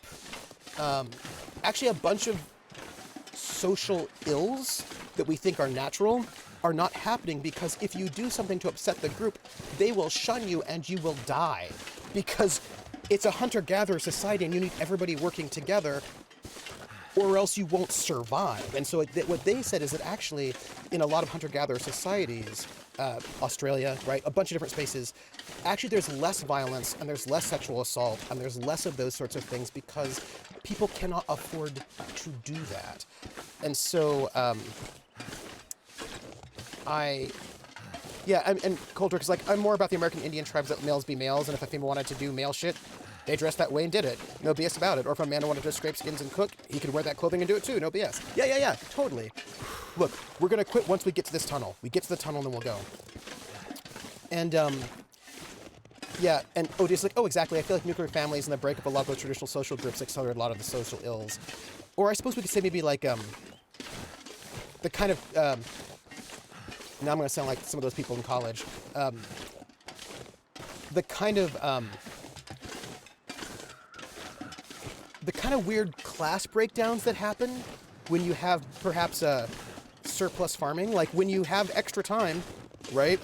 I mean, I can't speak to everything that happened and why, because I don't know, but I thought it was really interesting that this anthropologist and this psychologist, like, yeah, these people don't know what they're talking about. Like, this is just not actually...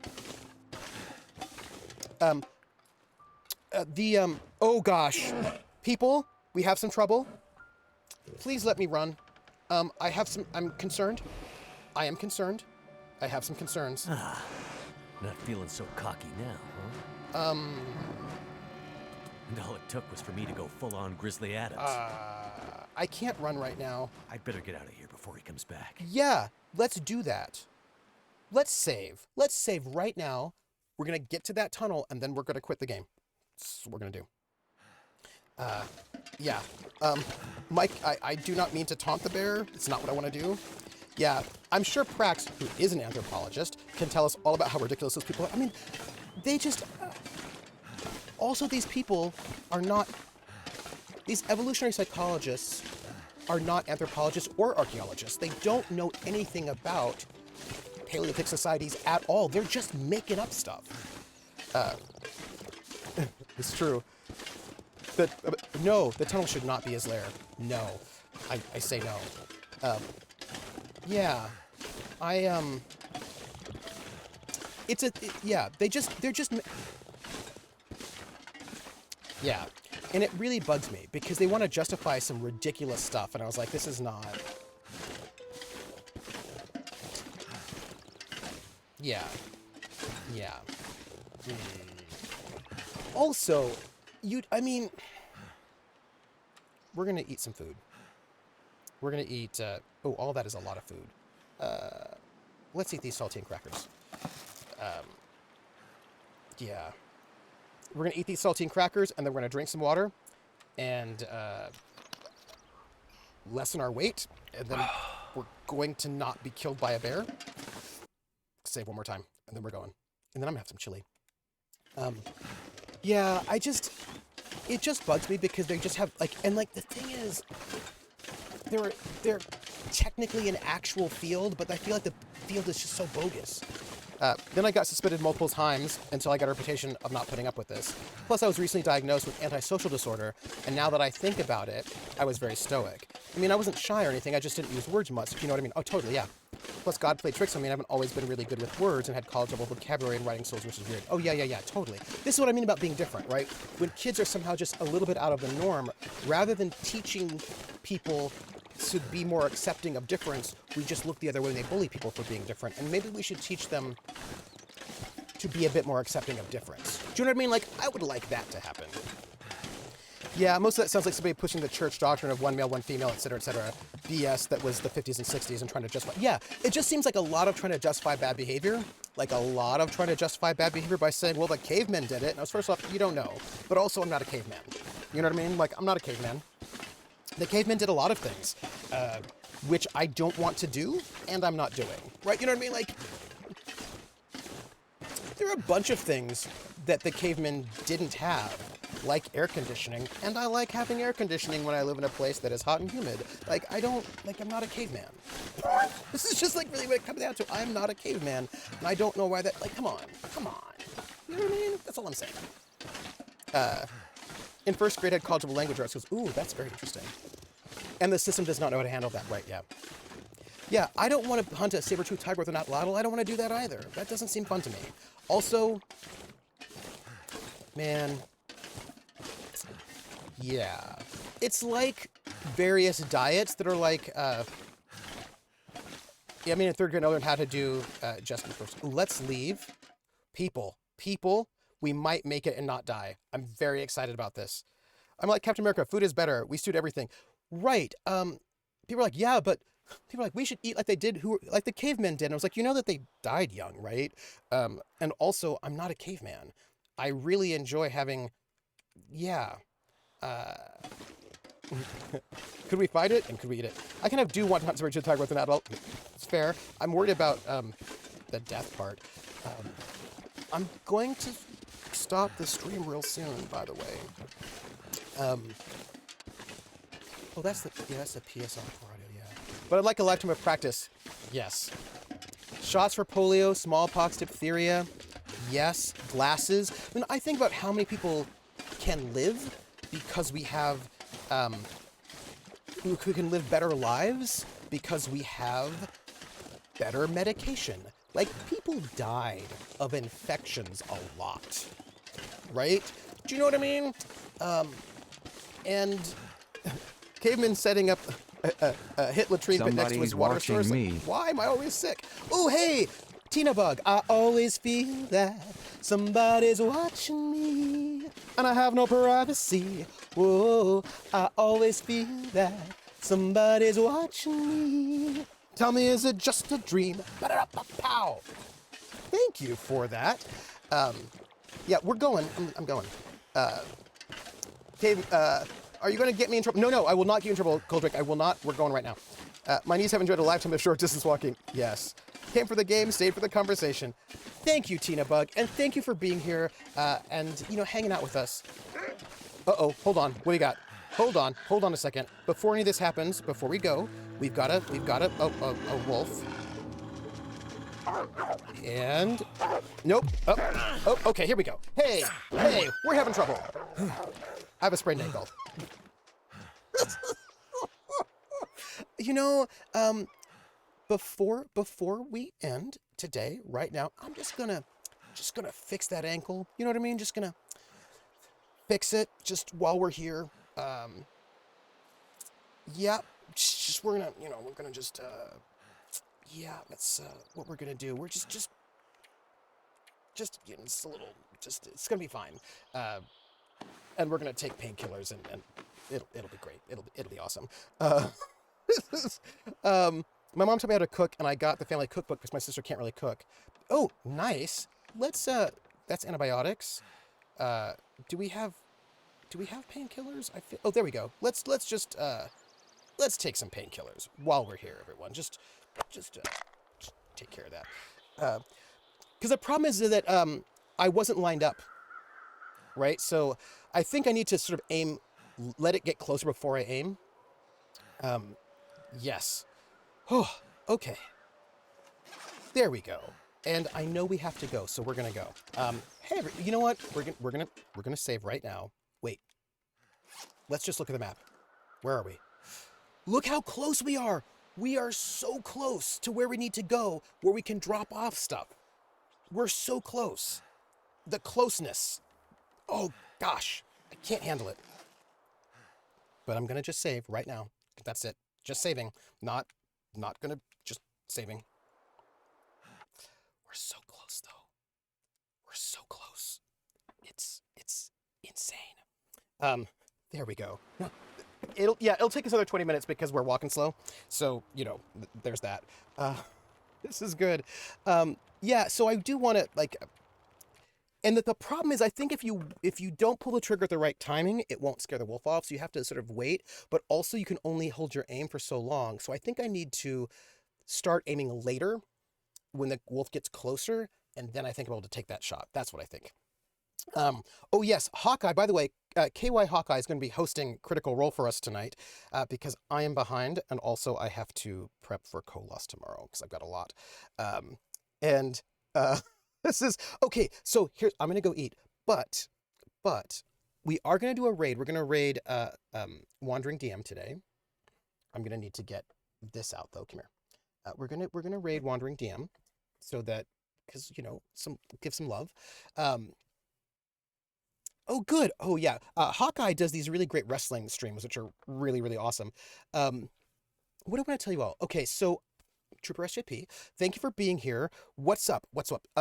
Tomorrow is Friday, so at 7 p.m. tomorrow is episode 2 of season 4 of City of Light and Shadow, a Fate French Resistance campaign, and we're going to have probably the entire cast if everything goes well. We might miss one person depending. I don't drink coffee, but that's, yeah. My family cookbook is really valuable because every family in family, oh, recipes made, oh, that's so amazing, Dennis. That's so cool. Oh, yay, wrestling with, yes. Well, since 1895, that is amazing, Dennis. That cookbook seems, I can't even imagine what cool things are in there. I can't handle it. So see me tomorrow for City of Light and Shadow on Saturday. There may or may not be a stream. I will let you know when we get there, get closer, because I'm going to do a photo shoot with KP. And then Sunday, I do not think we'll be able to do Simply Divine because Dot is arriving back, and I don't know if she's going to be able to get the monitor she needs to do Simply Divine, because right now she can't. We will see how that goes. But we'll definitely be doing Faint Dawn, A Band of Blades campaign over at Table Story at 4 p.m. Eastern. And Romance of the Blue Rose is back at 8 p.m. Eastern over on Praxagora, the Smophorius channel. So that's where you can see me. And yeah, so and here's our socials. Let me put those socials in there. Socials. That's how you spell it. So you can join our Discord, hang out with us on Discord. You can follow here on this channel or subscribe. You can see the archive of the shows over on YouTube at Trooper SJP.